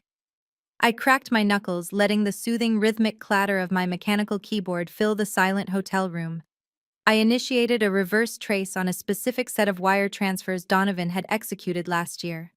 I bypassed the dummy corporations he set up under Madison's name and dug directly into the recipient accounts in the Cayman Islands.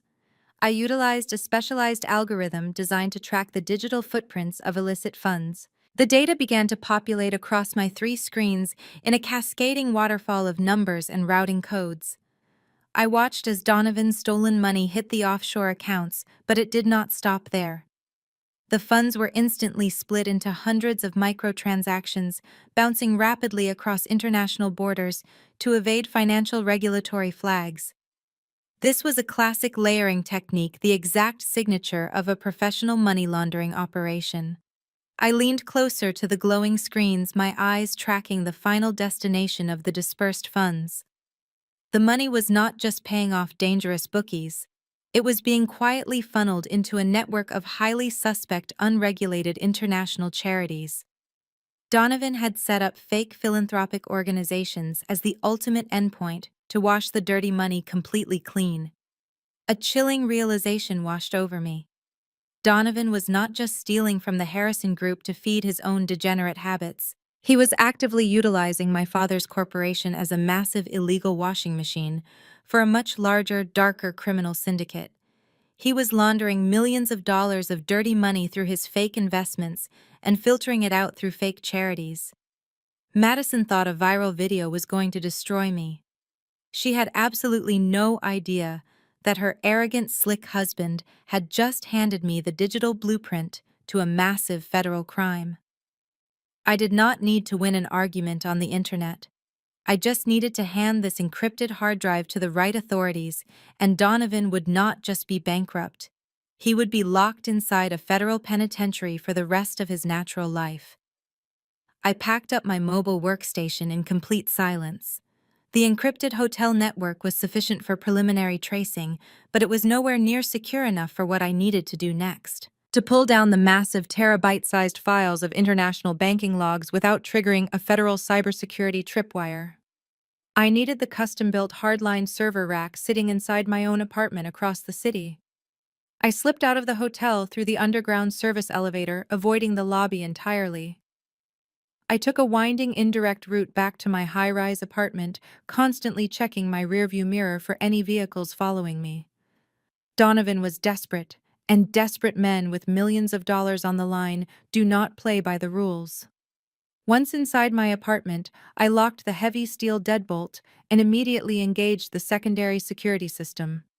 The digital keypad chirped a reassuring tone, confirming the perimeter was secure. I walked straight into my home office and booted up my primary mainframe. The cooling fans roared to life, sounding like a jet engine preparing for takeoff. I sat down in my ergonomic chair and cracked my neck. It was time to completely dissect Donovan and his criminal empire. I opened the offshore data packets I had intercepted earlier. Forensic accounting is not just about adding and subtracting numbers. It is digital archaeology. You have to brush away the layers of dirt to find the bones of the crime. Donovan had buried his financial skeletons incredibly deep, but he had made one fatal, arrogant mistake. He used the exact same IP addresses to authorize the Harrison Group wire transfers that he used to manage his fake philanthropic funds. I isolated the IP logs and initiated a deep packet inspection. The data unspooled across my massive ultra-wide monitors in a beautiful damning stream of undeniable guilt. Donovan was not just a greedy executive funding a lavish lifestyle for Madison. He was a professional washer for a highly organized, vicious criminal syndicate. I pulled up the incorporation documents for 3 specific charities receiving the bulk of the offshore funds. They had generic benevolent-sounding names: the Global Urban Development Fund, the Clean Horizon Initiative, the Future Scholars Trust. On paper, they looked like noble causes fighting poverty and building schools in developing nations. In reality, they were sophisticated black holes designed to swallow dirty street money and spit out clean, untaxable corporate assets. I cross-referenced the board of directors for these fake charities against international criminal databases. The names listed as the primary beneficiaries were not philanthropists. They were known associates of violent transnational cartels. They were individuals heavily monitored by global intelligence agencies for narcotics trafficking and illegal arms dealing. The sheer scale of the operation was breathtaking. I traced the specific methodology Donovan was using. It was a classic integration loop executed with terrifying precision. First, the syndicate would funnel millions of dollars of dirty physical cash into the offshore gambling rings Donovan frequented. Donovan would then intentionally lose massive amounts of clean corporate cash from the Harrison Group at those exact same virtual poker tables, effectively swapping clean money for dirty money. Next, he would route the newly mixed funds through a maze of shell companies in Cyprus and the Seychelles, a process known as layering. Finally, the money would be donated back into the fake charities under the guise of anonymous philanthropic grants. The cartel received their washed, legitimate funds, and Donovan took a massive multi-million-dollar commission off the top to fund Madison's grotesque shopping habits and his own luxury lifestyle. He was deeply entangled with extremely dangerous people. The $40 million debt he had strapped onto the Harrison Group was not just a bank loan. It was likely leverage demanded by the syndicate to ensure he kept the washing machine running. When I froze the Harrison Group operational accounts by activating the Silverwood LLC covenants, I did not just cut off his supply of champagne and luxury yachts. I completely severed the main artery of a transnational criminal laundering operation. Donovan was not just facing public humiliation. He was facing the terrifying wrath of a cartel that had just lost their primary financial pipeline. I began downloading every single piece of evidence. I pulled the Swift network routing numbers, the forged digital signatures, the IP logs, and the specific dates of the offshore transfers. I compiled the data into a master file that would make any federal prosecutor weep with absolute joy. This was not a simple civil dispute over a family will anymore. This was a flawless, undeniable blueprint for a massive federal racketeering indictment. I reached into my desk drawer and pulled out a military-grade biometric encrypted hard drive. I plugged it into the secure terminal and initiated the massive data transfer.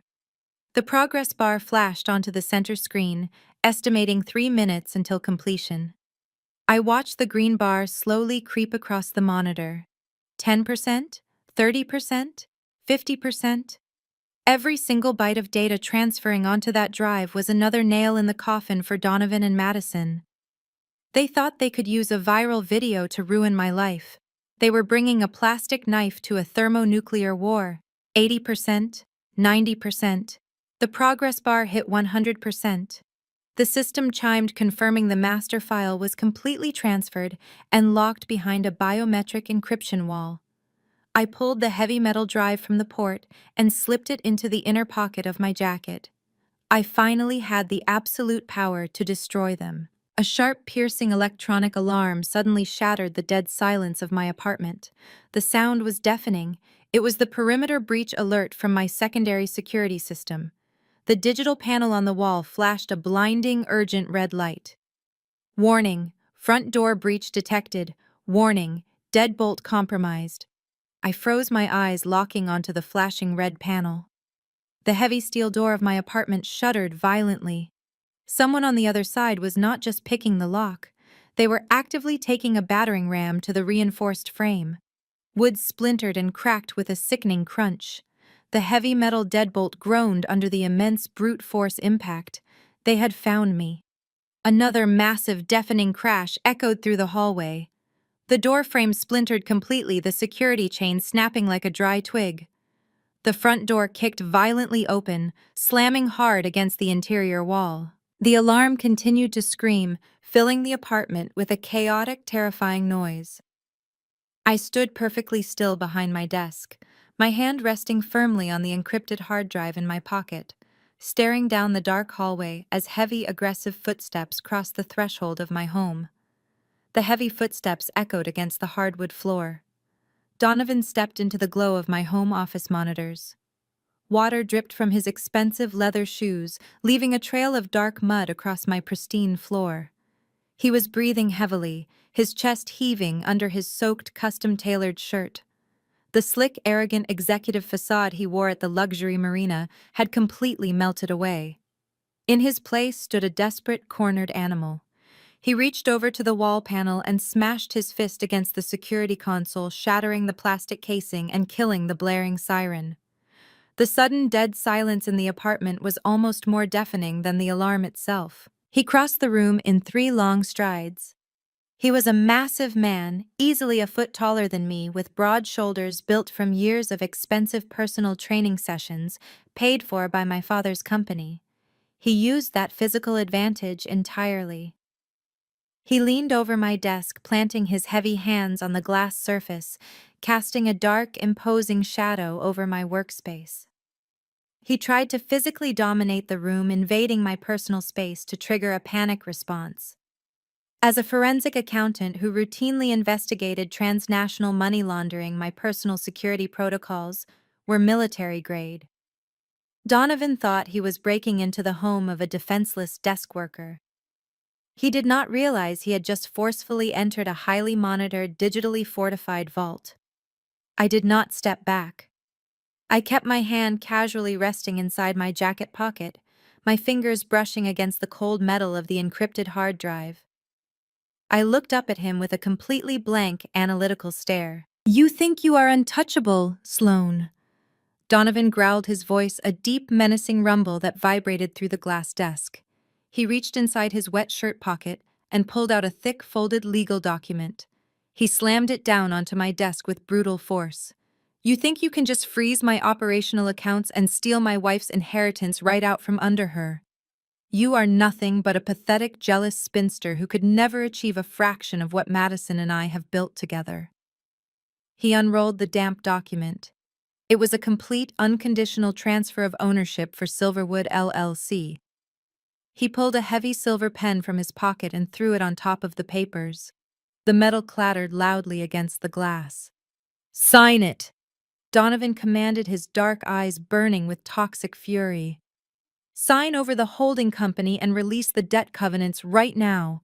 If you do not put your name on that dotted line this exact second, I will completely annihilate your entire existence." I looked down at the hastily drafted contract. It was a desperate, sloppy piece of legal work, a frantic attempt to regain control of the laundering pipeline before his cartel associates realized their money was locked inside frozen accounts. He was not just angry about losing the mansion or the yacht. He was utterly terrified of the violent, dangerous men waiting for their clean cash. That viral video Madison posted is just a small taste of what I can do. Donovan threatened, leaning his massive frame even closer. "I have media connections across the entire country. If you refuse to sign this, I will fabricate financial records linking you directly to corporate fraud. I will hire witnesses to testify under oath that you are mentally unstable, that you isolated a dying man, and that you manipulated him into changing his will. I will drag your professional reputation through the mud until your forensic accounting license is permanently revoked by the state board. You will never work in the financial sector again. You will not be able to rent a decent apartment or open a basic bank account. I will ruin you so thoroughly that you will wish you had never been born. I maintained my ice-cold composure. His threats were graphic, loud, and vicious, but they were simply the desperate gasps of a drowning man thrashing in deep water. "Are you deaf?" Sloan Donovan shouted, slamming his hand on the desk again, causing my computer monitors to shake. "Pick up the pen and sign the damn paper before I lose my temper and make you regret it." I slowly withdrew my empty hand from my pocket. I looked him dead in the eyes, showing absolutely zero fear. I picked up the silver pen. I did not argue. I did not try to negotiate or plead for mercy. I knew the law intimately. A contract signed under the imminent threat of physical violence and explicit blackmail is entirely void ab initio. It holds zero weight in any legitimate court. By forcing me to sign it inside my own forcefully breached home, he had not secured a $36 million corporation. He had secured his own criminal indictment. I simply clicked the pen open, leaned over the glass desk, and signed my name on the bottom line of the transfer document, with smooth, elegant strokes. Donovan let out a sharp, victorious breath. He snatched the paper off the desk so fast he nearly tore the edges. He looked down at my signature, a wide, arrogant smile returning to his face. The illusion of his supreme dominance was instantly restored. He had used brute force and blackmail, and he firmly believed it had worked perfectly. "That is exactly what I thought," Donovan sneered, folding the paper and shoving it back into his shirt pocket. "You always fold when the pressure gets real. You are weak, Sloan. You have always been weak. Enjoy your miserable, lonely life." He turned his back to me, rolling his shoulders as if a massive physical weight had been lifted off them. He strutted out of my office, his heavy boots crunching over the splintered wood of my broken front door. He genuinely believed he had just intimidated me into surrendering a $40 million corporate empire to save my own skin. I waited until the sound of his footsteps completely disappeared down the hallway corridor. I did not panic. I did not tremble. I simply turned my head toward the far corner of my home office. Sitting quietly on a sleek wooden stand was a high-end cylindrical air purifier. Hidden flawlessly inside the dark mesh grating of the ventilation grill was a microscopic ultra-high-definition security lens. The tiny green recording light was perfectly steady. It had captured the violently broken door. It had captured Donovan's aggressive physical intimidation. And most importantly, the highly sensitive parabolic microphone had captured every single crystal-clear syllable of his felony extortion and blackmail threats. I had just traded a meaningless, legally unenforceable piece of paper signed under obvious duress for the exact criminal evidence needed to put him in a federal prison cell. I secured the shattered doorframe as best as I could and immediately uploaded the high-definition security footage to my encrypted cloud server. The video of Donovan smashing his way into my home and extorting my signature was the final nail in his coffin. I forwarded the entire digital package to Mitchell with a single instruction to prepare the federal filings. While I was meticulously building a flawless legal trap, my mother and sister were busy building a fragile house of cards. Donovan returned to the family estate and undoubtedly presented the extorted transfer document as a massive definitive victory. Madison and Catherine blindly believed they had successfully crushed me. They thought the $36 million empire was officially theirs again. But Donovan knew the clock was ticking down to zero. He knew the offshore accounts were still locked tight, and the dangerous syndicate was demanding their washed cash immediately. He needed an immediate influx of clean capital to placate the violent men breathing down his neck. So he convinced my mother and sister to do what they did best. They decided to throw an incredibly lavish party. It was billed as the most exclusive philanthropic event of the entire season. Catherine and Madison utilized their lifelong country club connections to organize a massive charity gala. They sent out gold-embossed invitations to every major politician, corporate executive, and wealthy socialite in the city. The official narrative was a disgusting masterpiece of public relations manipulation. They claimed the gala was a tribute to my late father, a night to raise funds for urban development initiatives and child welfare programs. In reality, The event was a desperate high-stakes money grab designed by a cornered criminal. Donovan had borrowed heavily from his violent underworld associates just to fund the extravagant catering, the premium open bar, and the celebrity entertainment. He planned to use the charitable donations from the city elite to temporarily cover his massive syndicate deficit. He was going to take the checks written by my father's old friends and hand them directly to organized crime bosses. Madison spent days flaunting her custom designer gowns on social media, using the viral sympathy from her fake crying video to drum up ticket sales. She posted daily updates about how hard it was to plan a charity event while grieving, milking every ounce of public pity she could muster. Catherine was right beside her, giving interviews to local lifestyle magazines about her dedication to philanthropy. They were attempting to wash their ruined reputation and steal from their wealthy friends all in one glamorous, highly publicized evening. They felt invincible, surrounded by the adoring comments of internet strangers and the false security of Donovan's extorted contract. The event was hosted at the absolute pinnacle of high society, the Grand Heritage Country Club. It was a sprawling, fiercely gated property with lush, manicured grounds and a massive ballroom decorated with cascading floral arrangements and imported crystal lighting. Catherine and Madison stood at the grand entrance, greeting the incoming billionaires and local celebrities with warm, heavily practiced smiles. They played the role of the grieving but resilient family, perfectly accepting condolences and large donation envelopes with equal grace. Behind the scenes, Donovan was managing a small army of private security contractors. He was terrified that I might show up and expose the extorted signature before he could collect the donations. He handed a printed photograph of my face to the head of the security detail with strict, absolute orders. He demanded that I be placed on a permanent, non-negotiable blacklist. If I even stepped foot near the front gates, the guards were instructed to physically remove me from the premises and call the local police for trespassing. Donovan wanted an impenetrable fortress to execute his final, desperate financial scam. He stalked the perimeter of the ballroom in his tailored tuxedo, his eyes constantly scanning the entrances, sweating despite the cool air conditioning. He thought a few men in cheap suits and earpieces could keep the executioner at bay. He thought his stolen paper contract made him the king of the castle. The grand ballroom was packed with the wealthiest figures in the state, all sipping expensive champagne and writing massive checks to a completely fraudulent charity. The valet line was a continuous glittering stream of luxury sports cars and imported sedans. The security team stood by the velvet ropes, carefully scrutinizing every single guest. They were watching for a disgraced, defeated woman trying to sneak through the side doors. They were completely unprepared for a frontal assault. A massive jet-black armored limousine smoothly pulled into the circular driveway, bypassing the regular valet queue entirely. The heavy tires crunched aggressively against the pristine gravel as the long vehicle came to a complete stop directly in front of the main entrance.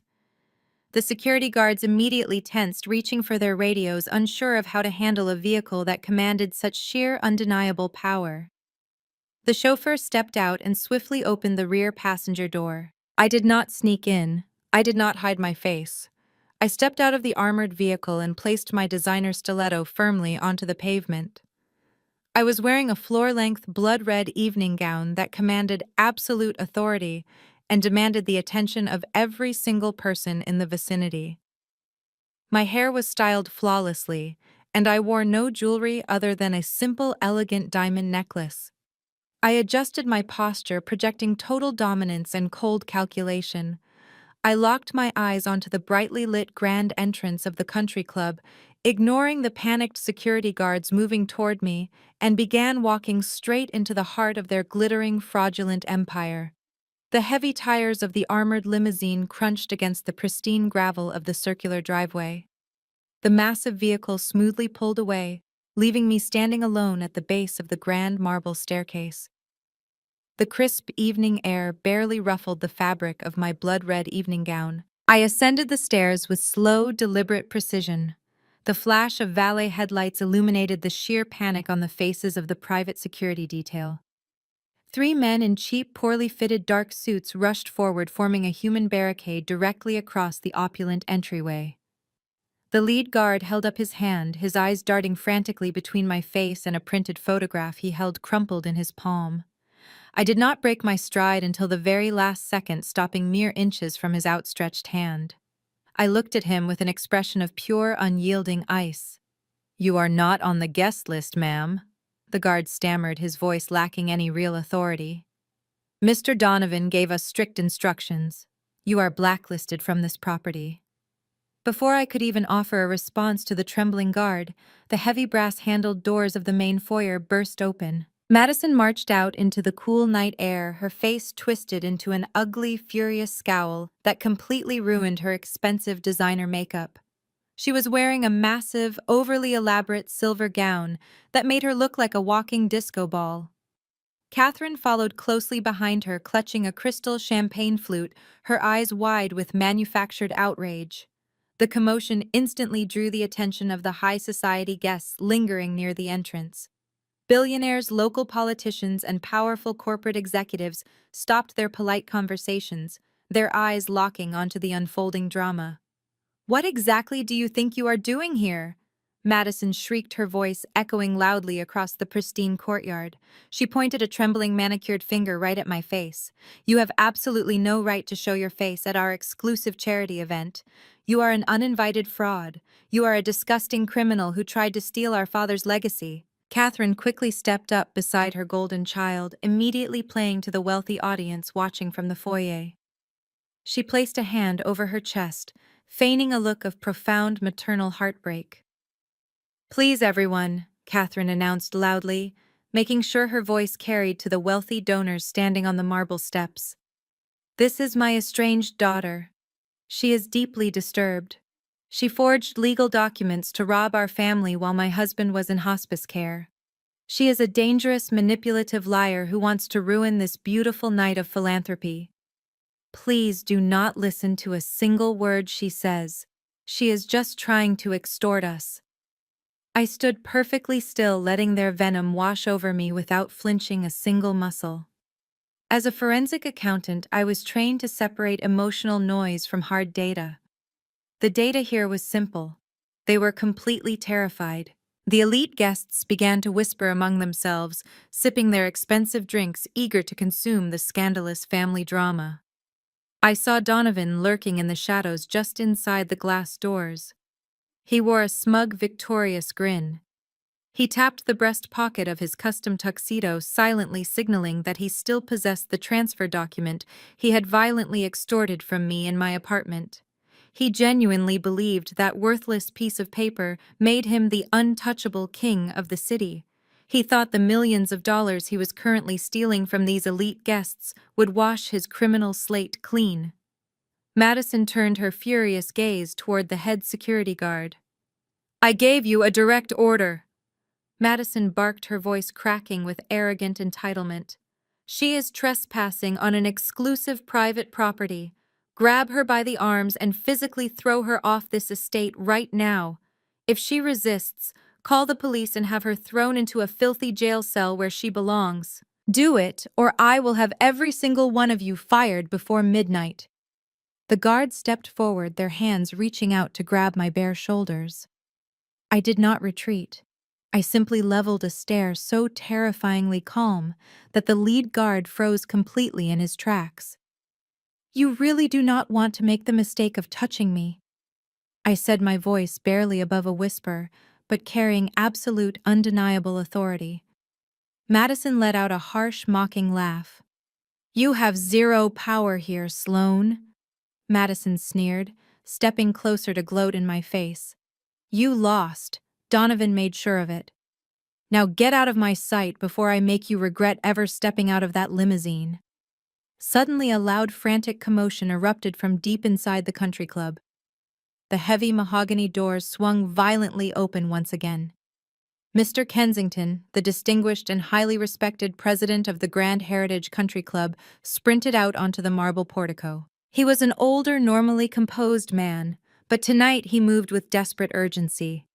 His face was flushed red and completely covered in a cold sweat. He pushed his way violently through the crowd of wealthy guests, completely ignoring Catherine and Madison. He shoved the confused security guards aside with surprising force, clearing a wide, unobstructed path directly to me. Madison crossed her arms, a triumphant smirk returning to her face as she looked at the club president. Finally, Madison declared loudly for the entire crowd to hear. "Mr. Kensington, please instruct your security team to remove this trespassing fraud from our charity gala immediately. She is ruining the atmosphere for our generous donors." Mr. Kensington did not even look at my sister. He did not acknowledge my mother. He stopped exactly 2 feet in front of me, straightened his expensive suit jacket with shaking hands, and bowed forward in a gesture of absolute undeniable subservience. He reached over to the valet podium and snatched a wireless microphone that was used for parking announcements. He turned to face the massive crowd of stunned billionaires, influential politicians, and the arrogant members of my treacherous family. The loud feedback from the microphone sliced through the cool night air, commanding total silence. "My deepest and most sincere apologies to everyone for this completely unacceptable disruption," Mr. Kensington announced through the microphone, his voice booming clearly across the entire manicured estate. He gestured respectfully toward me with an open hand, his posture remaining slightly bowed. "Please step back and show absolute respect. This is Ms. Sloane. She is the sole exclusive owner of this entire property. Silverwood, LLC, completely finalized the absolute acquisition of the Grand Heritage Country Club this afternoon. She is not trespassing. She is the supreme authority of this estate, and anyone who disrespects her will be permanently expelled from these grounds immediately." The heavy silence that fell over the courtyard was absolute.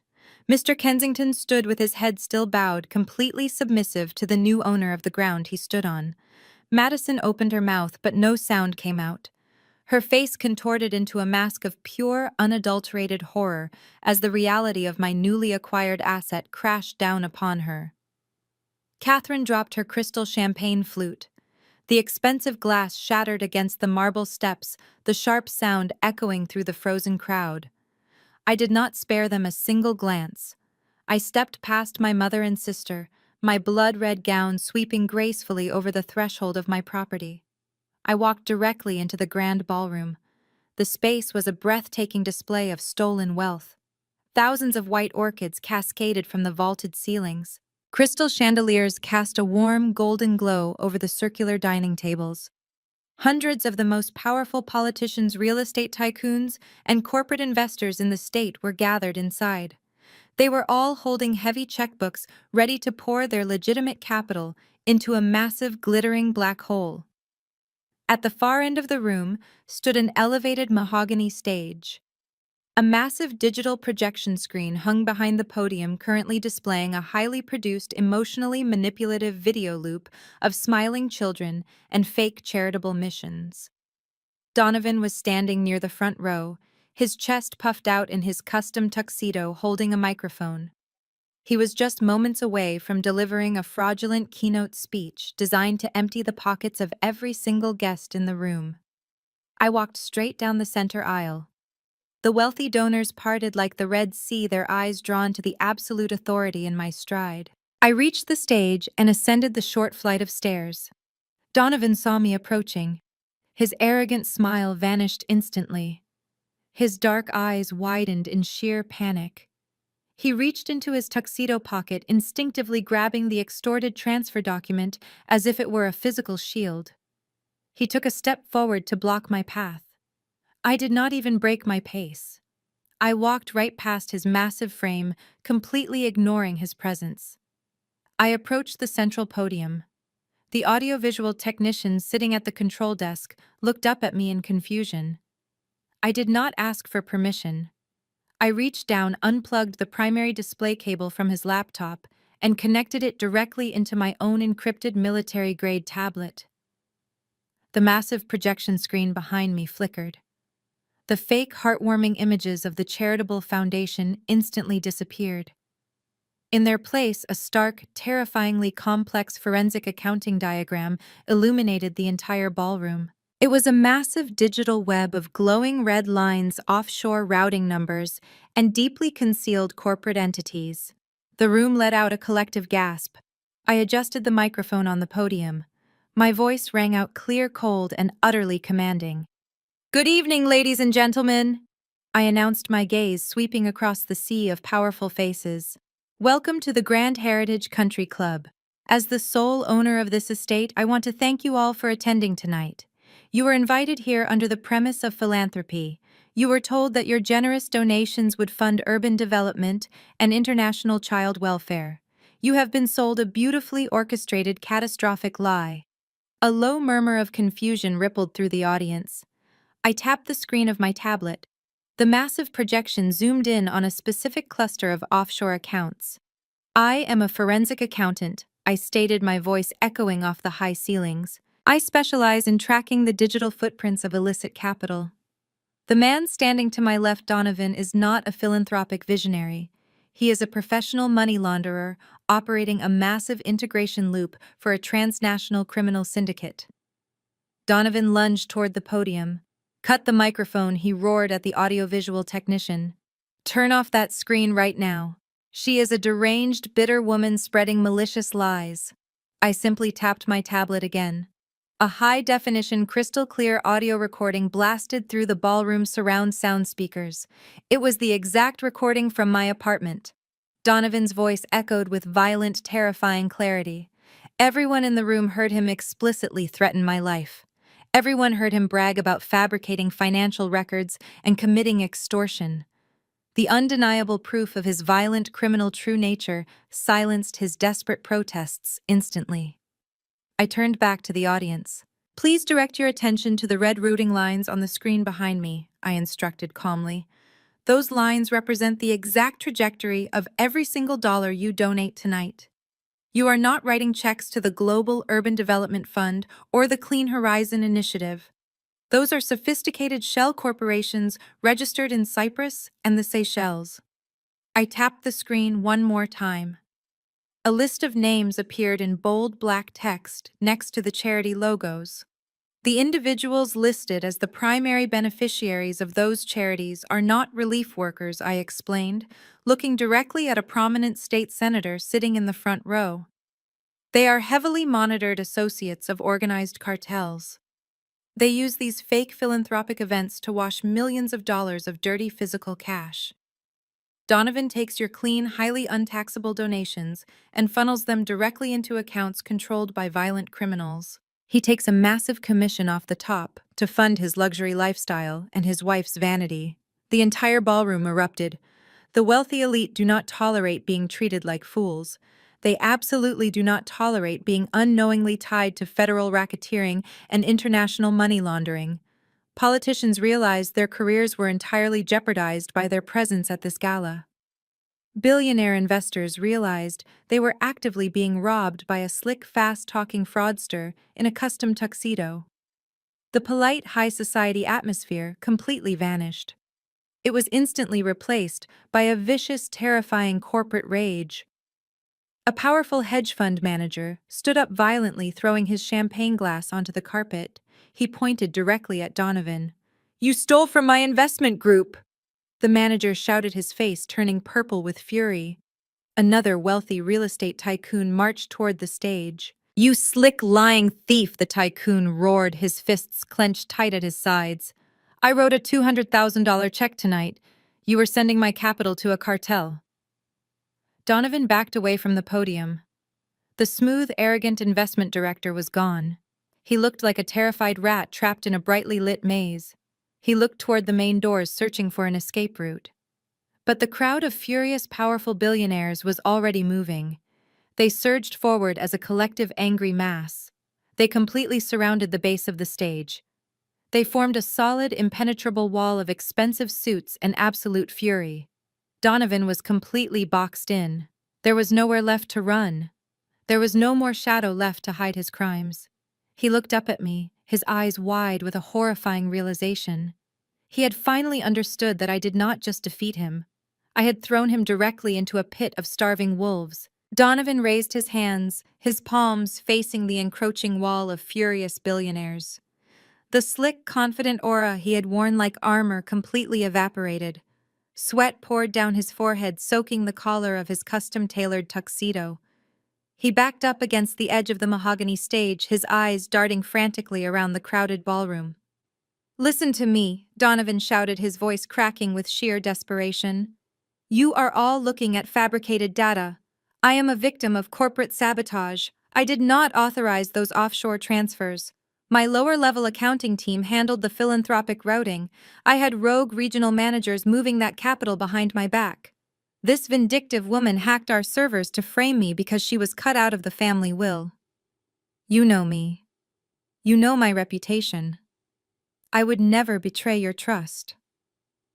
The wealthy donors did not retreat a single inch. A high-profile tech investor slammed his fist onto a nearby dining table, rattling the crystal centerpieces and spilling expensive wine across the white linen cloth.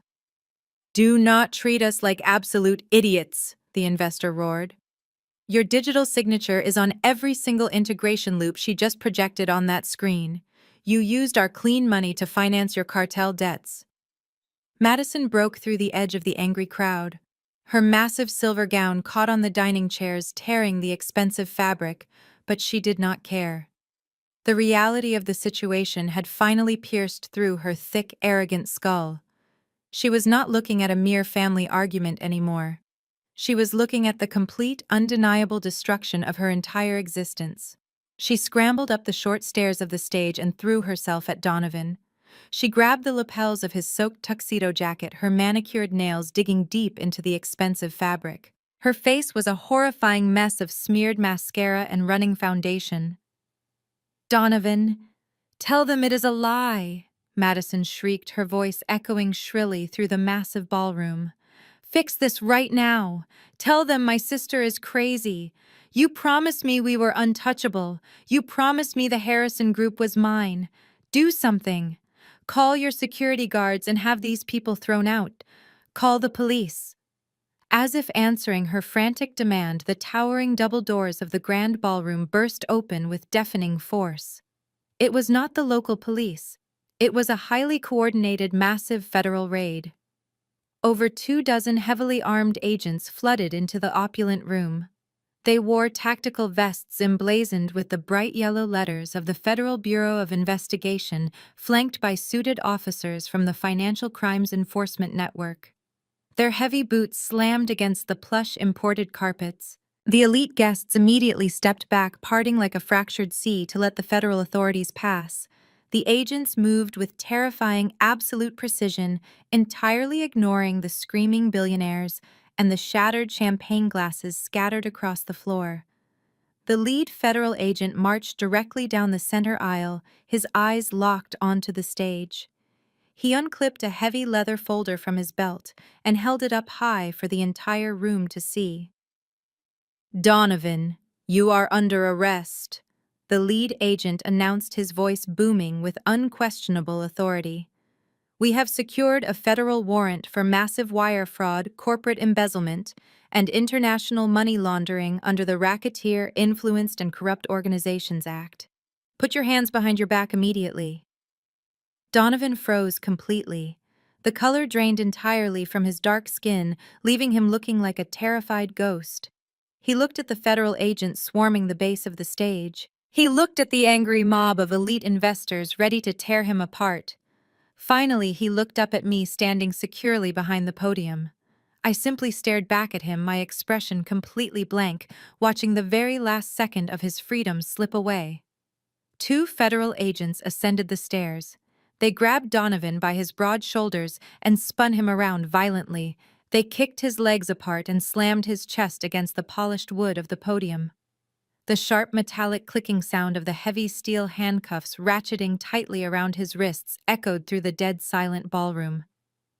Madison stood frozen in absolute terror, her hands covering her mouth. She watched the federal agents pat down her glamorous husband, stripping away his phone, his wallet, and the extorted transfer document he had kept hidden in his pocket. Donovan felt the cold steel bite into his wrists. He realized in that exact fraction of a second that his life was completely over. He was facing decades in a maximum security federal penitentiary. The cartel would likely hunt him down the second he stepped inside a cell. His arrogant, manipulative brain shifted into ultimate survival mode. A cornered rat will always chew off its own leg to escape a deadly trap. Donovan decided to chew off his wife instead. He violently twisted his head around, fighting against the grip of the federal agents holding him down. He locked his furious, bloodshot eyes onto Madison. "She is the primary signatory!" Donovan screamed at the top of his lungs, his voice echoing across the shocked ballroom. "Do not just arrest me. Arrest her too. She is the chief executive officer of the shell companies.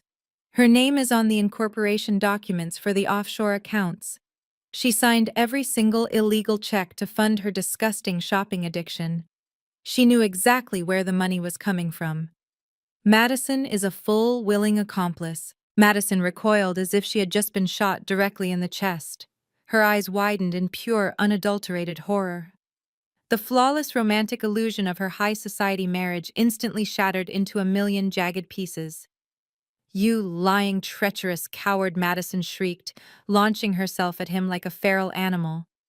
"You told me those were standard tax documents. You told me I was just signing routine corporate expense reports. You ruined my life. You stole my father's company, and you completely ruined my life." She swung her fists wildly, slapping and clawing at his face before the federal agents physically restrained her, dragging her violently backward. Her expensive silver gown ripped loudly against the floorboards as she kicked and thrashed. "You greedy, brainless parasite!" Donovan roared back, spitting the words with absolute venom as the agents hauled him toward the stairs. "You spent $50,000 a week on designer garbage while I was risking my life to keep the cartel from slicing our throats. You love the money. You love the yacht. Do not play the innocent victim now. You are going to rot in a federal cell right next to me." I stood perfectly still behind the podium, my hands resting lightly on the polished wood. I watched the two of them tear each other to shreds, screaming vile, disgusting insults at one another right in front of the most powerful people in the state. The perfect golden couple had devolved into two rabid animals fighting in a cage. Their fake love, their arrogant pride, and their stolen empire had all burned to the ground in less than 20 minutes. The morning sun rose over the sprawling Harrison family estate, casting long and peaceful shadows across the perfectly manicured lawn. The sky was a brilliant and cloudless blue, providing a stark contrast to the violent storm that had soaked my clothes just a few nights prior. The massive iron gates stood tall and imposing, originally designed to keep the rest of the world out. But those gates no longer belonged to the people sleeping inside. At exactly 8 in the morning, a heavy convoy of law enforcement vehicles turned onto the private drive. 3 black and white county sheriff cruisers led the way, their light bars flashing bright blue and red in the quiet suburban neighborhood. Directly behind them was a sleek and unmarked black town car. I sat in the back seat wearing a crisp charcoal suit, holding a sealed manila folder resting on my lap. Today was not about revenge or anger. It was a simple, legally binding debt collection. The convoy halted right in front of the grand marble portico. 4 uniformed deputies stepped out of their cruisers and adjusted their tactical belts. 2 men in plain clothes holding heavy clipboards followed closely behind them. They were the court-appointed asset liquidators. I stepped out of my town car and handed the sealed folder directly to the lead deputy.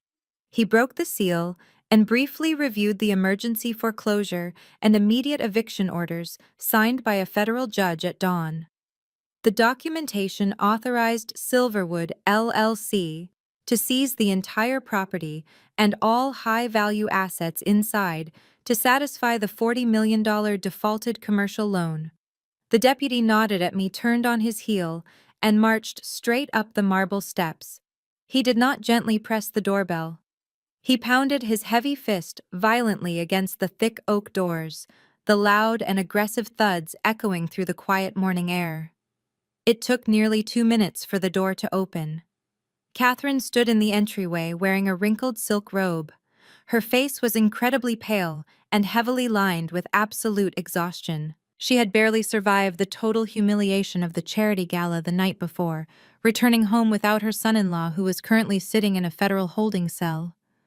When she saw the uniformed officers and the flashing police lights in her driveway, her eyes widened in sheer terror. Behind her, Madison stumbled out of the living room.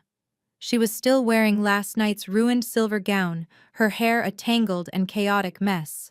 The lead deputy stepped forward and held the court order high so they could clearly read the bold black print. By order of the state court, this property has been officially foreclosed and seized by the primary creditor, the deputy announced loudly. You have exactly 30 minutes to vacate the premises. You are permitted to take only basic clothing and essential personal hygiene items. Everything else inside this structure is now the legal property of Silverwood LLC. Madison let out a piercing and hysterical shriek. She practically shoved her mother aside and charged at the deputy. "You cannot do this!" Madison screamed, her voice cracking wildly. "This is my house. My father left this house to me. You have no right to come here and tell me to leave." The deputy remained completely unmoved and simply crossed his arms over his chest.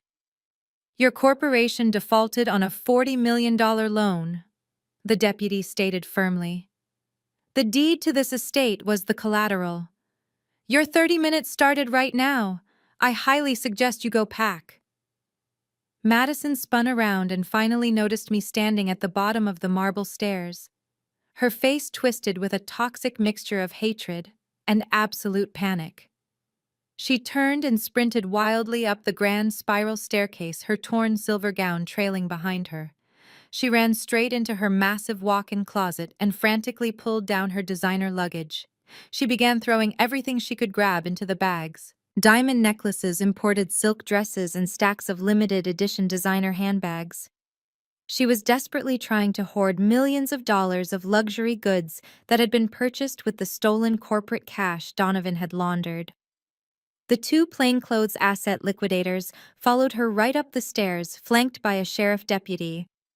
They stepped into the massive closet and firmly placed their hands on her half-packed suitcases. "Step away from the bags," the lead liquidator instructed coldly. "Financial records prove these luxury items were purchased using embezzled corporate funds. They are legally classified as stolen assets and will be auctioned to satisfy the corporate debt. You cannot take them." Madison fought like a feral animal. She grabbed a bright red crocodile skin handbag and clutched it fiercely to her chest, kicking and screaming at the men. "Get your filthy hands off my things!" Madison roared, heavy tears streaming down her ruined face. "My husband bought these for me. They are mine." The deputy easily overpowered her, prying the expensive handbag from her desperate grip and tossing it onto the floor. He pointed toward the stairs, ordering her to leave the room immediately with only the clothes on her back. Exactly 30 minutes later, the deputies escorted my mother and sister out the front doors. They were not carrying matched sets of luxury designer luggage. They were carrying flimsy black garbage bags filled with basic sweatpants and old cotton shirts. The liquidators had stripped them of every single gold watch, every piece of jewelry, and every electronic device that was not strictly essential for survival. They were escorted down the marble steps, forced to walk the exact same path they had made me walk just a few nights ago. Madison was sobbing uncontrollably.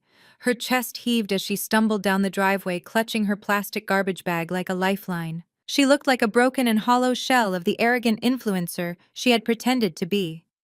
Catherine walked beside her, her legs visibly shaking with every single step. When she reached the bottom of the stairs, Catherine stopped right in front of me. She looked at the flashing police lights, the cold faces of the liquidators, and the grand mansion she was never going to enter again. Her aristocratic pride completely shattered in an instant. Catherine collapsed onto her knees, right there on the damp morning grass, landing on the exact same spot where she had thrown my suitcase. She dropped her garbage bag and clasped her hands together, staring up at me with a face entirely drenched in desperate and humiliating tears. "Please, Sloane." Catherine wailed, her voice a pathetic and trembling beg for mercy. "I am your mother. You cannot just throw us out onto the street. We have absolutely nowhere to go. Please show us some mercy. I am begging you. Catherine was on the damp morning grass, her knees soaking through her thin silk robe. The cold dew seeped into the expensive fabric, grounding her in a harsh, unforgiving reality. The absolute desperation in her eyes was something I had never witnessed in my entire 33 years of existence. This was a woman who had spent decades meticulously crafting an image of untouchable high society perfection. She had ruthlessly judged everyone around her based on their bank accounts, their zip codes, and their designer labels. Now she was kneeling in the dirt, clutching a cheap plastic garbage bag, surrounded by flashing police lights and stern-faced asset liquidators. The sheriff deputies watched her with professional clinical detachment. They had executed hundreds of corporate evictions and possessed zero tolerance for theatrical delays. Madison stood a few feet away, entirely paralyzed by the shock of her new reality. Her ruined silver gown dragged heavily in the mud, the expensive fabric permanently stained. She clutched her own black garbage bag tightly against her chest, looking like a discarded extra from a terrible reality television show. She did not even attempt to help our mother off the ground.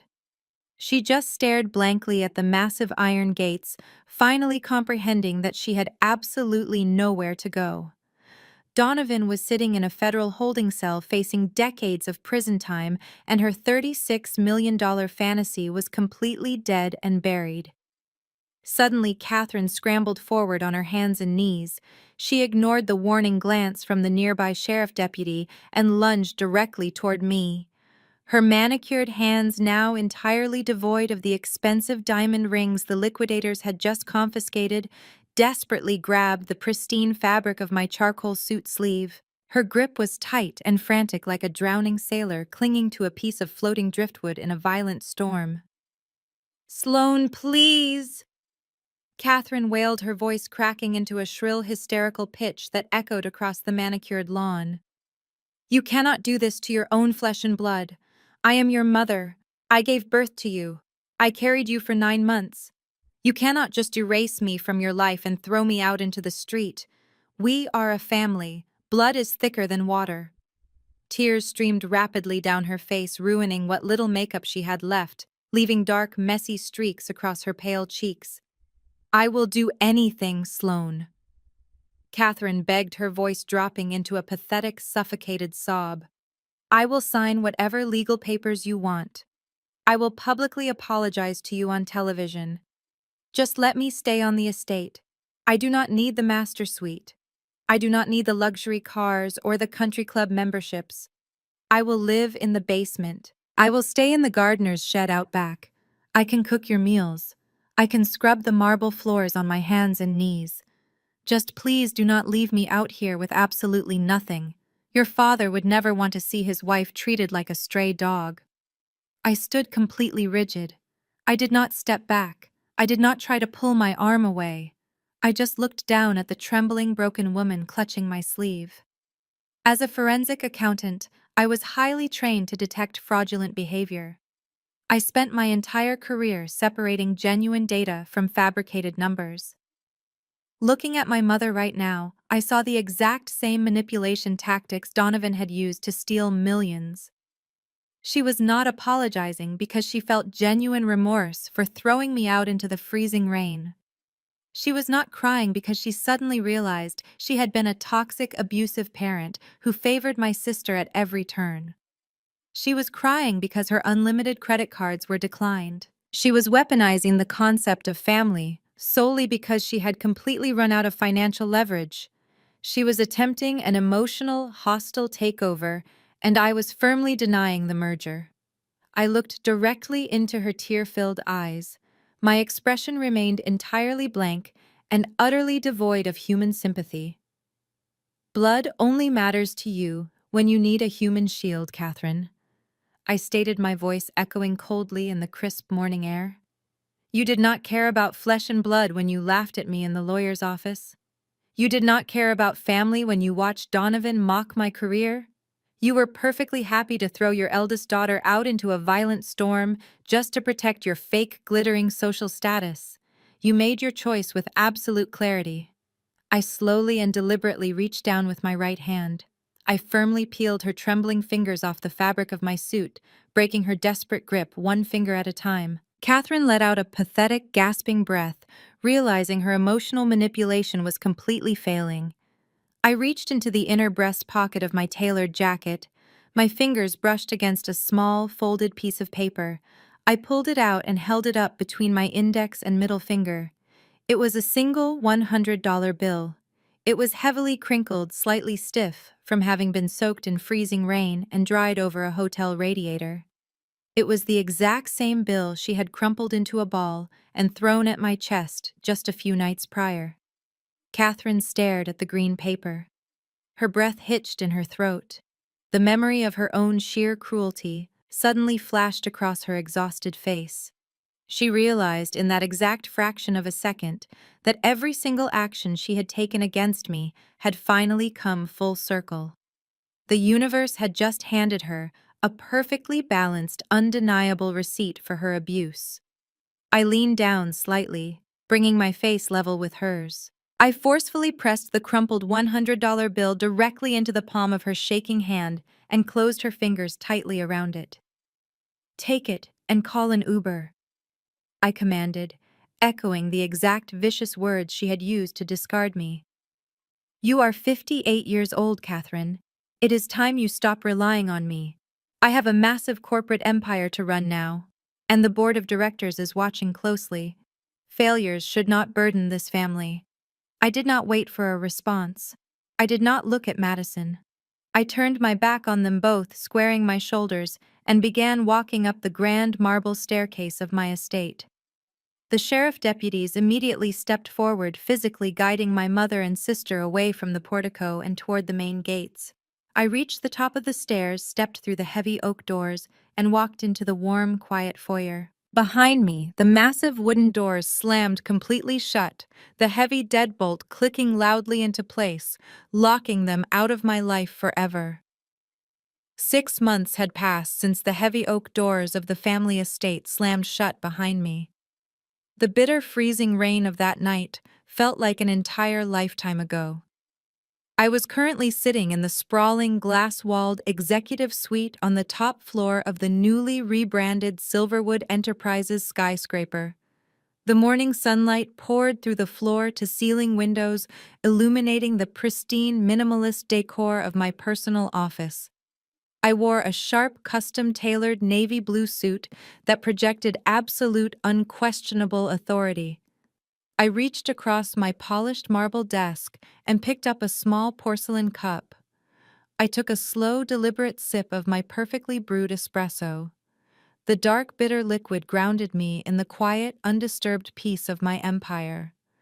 I turned my attention to the massive, ultra-wide monitors dominating my workspace. The screens were no longer filled with the chaotic red routing numbers of illicit offshore gambling syndicates or desperate toxic debt covenants. They were completely saturated with vibrant, glowing green data points. The financial health of Silverwood Enterprises was immaculate. Revenue was up 40% across all legitimate sectors, and my aggressive corporate restructuring had fortified the company against any future instability.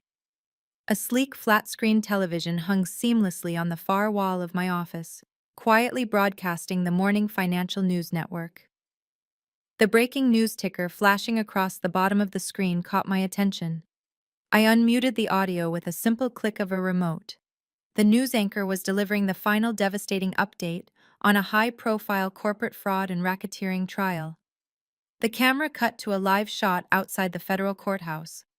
Donovan was being escorted down the concrete steps by two heavily armed federal marshals. The arrogant, slick investment director who used to wear custom Italian suits and boast about buying $2 million luxury yachts was completely gone. He was wearing a shapeless, bright orange prison jumpsuit. His hands and ankles were bound by heavy steel chains that clanked loudly against the pavement. He looked hollowed out, utterly defeated, and visibly terrified of his new reality. The anchor confirmed the judge's ruling. Donovan was sentenced to a mandatory 15 years in a maximum security federal penitentiary without the slightest possibility of early parole. He had attempted to use his slick charm to negotiate a reduced sentence by turning on his cartel associates, but the federal prosecutors did not need his testimony. My encrypted hard drive had provided every single piece of undeniable forensic evidence they required. Now Donovan was heading to a concrete cell where he would spend the next decade and a half looking over his shoulder, constantly terrified of the violent syndicate he had foolishly betrayed. I muted the television again, feeling absolutely zero sympathy for the man in the orange jumpsuit.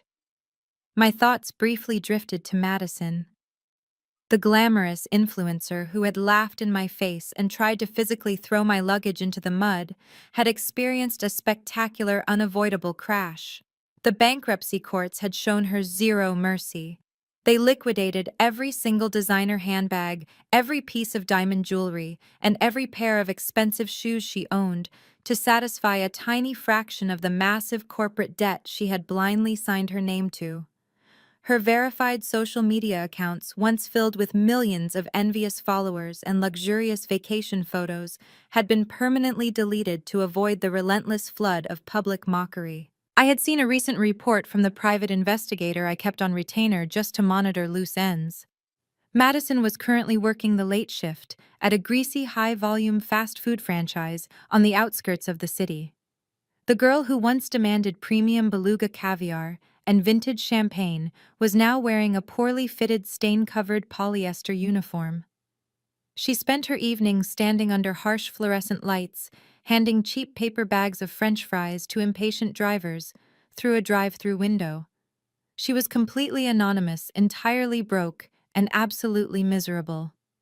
And then there was Catherine.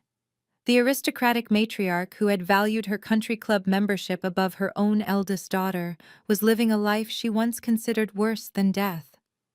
The $100 bill I had pressed into her trembling hand was likely spent on the very first taxi ride away from the estate. With her husband dead, her golden child bankrupt, and her son-in-law in federal prison, her wealthy social circle had abandoned her instantly. The elite friends she had spent decades trying to impress treated her like a contagious disease.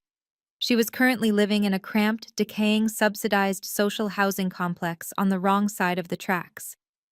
The woman who used to complain if the valet parked her luxury sedan too far away was now forced to carry her cheap groceries onto a crowded public city bus. She had nothing left but the agonizing memories of the empire she had gleefully helped destroy. I set my empty espresso cup down onto the marble desk. I looked at the glowing green financial reports one more time. My pulse was incredibly steady. My heart was entirely calm. I did not shed a single tear for any of them. I did not feel a momentary pang of guilt or a lingering sense of familial loss. The intense, highly orchestrated betrayal they had subjected me to had completely burned away any naive illusions I once held about loyalty. I finally understood the absolute, undeniable truth. Blood does not make a family. Biological ties do not automatically guarantee respect or protection. In the ruthless reality of the corporate world and human nature, blind allegiance to blood only creates dangerous, fatal weaknesses. It creates blind spots that greedy, manipulative parasites will inevitably exploit to bleed you dry.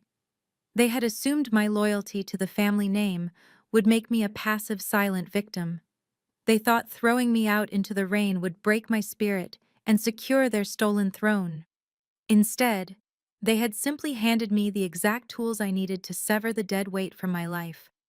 I had methodically identified every single emotional and financial vulnerability in my existence, and I had surgically removed them all. I stood up from my leather executive chair and walked slowly toward the massive floor-to-ceiling window.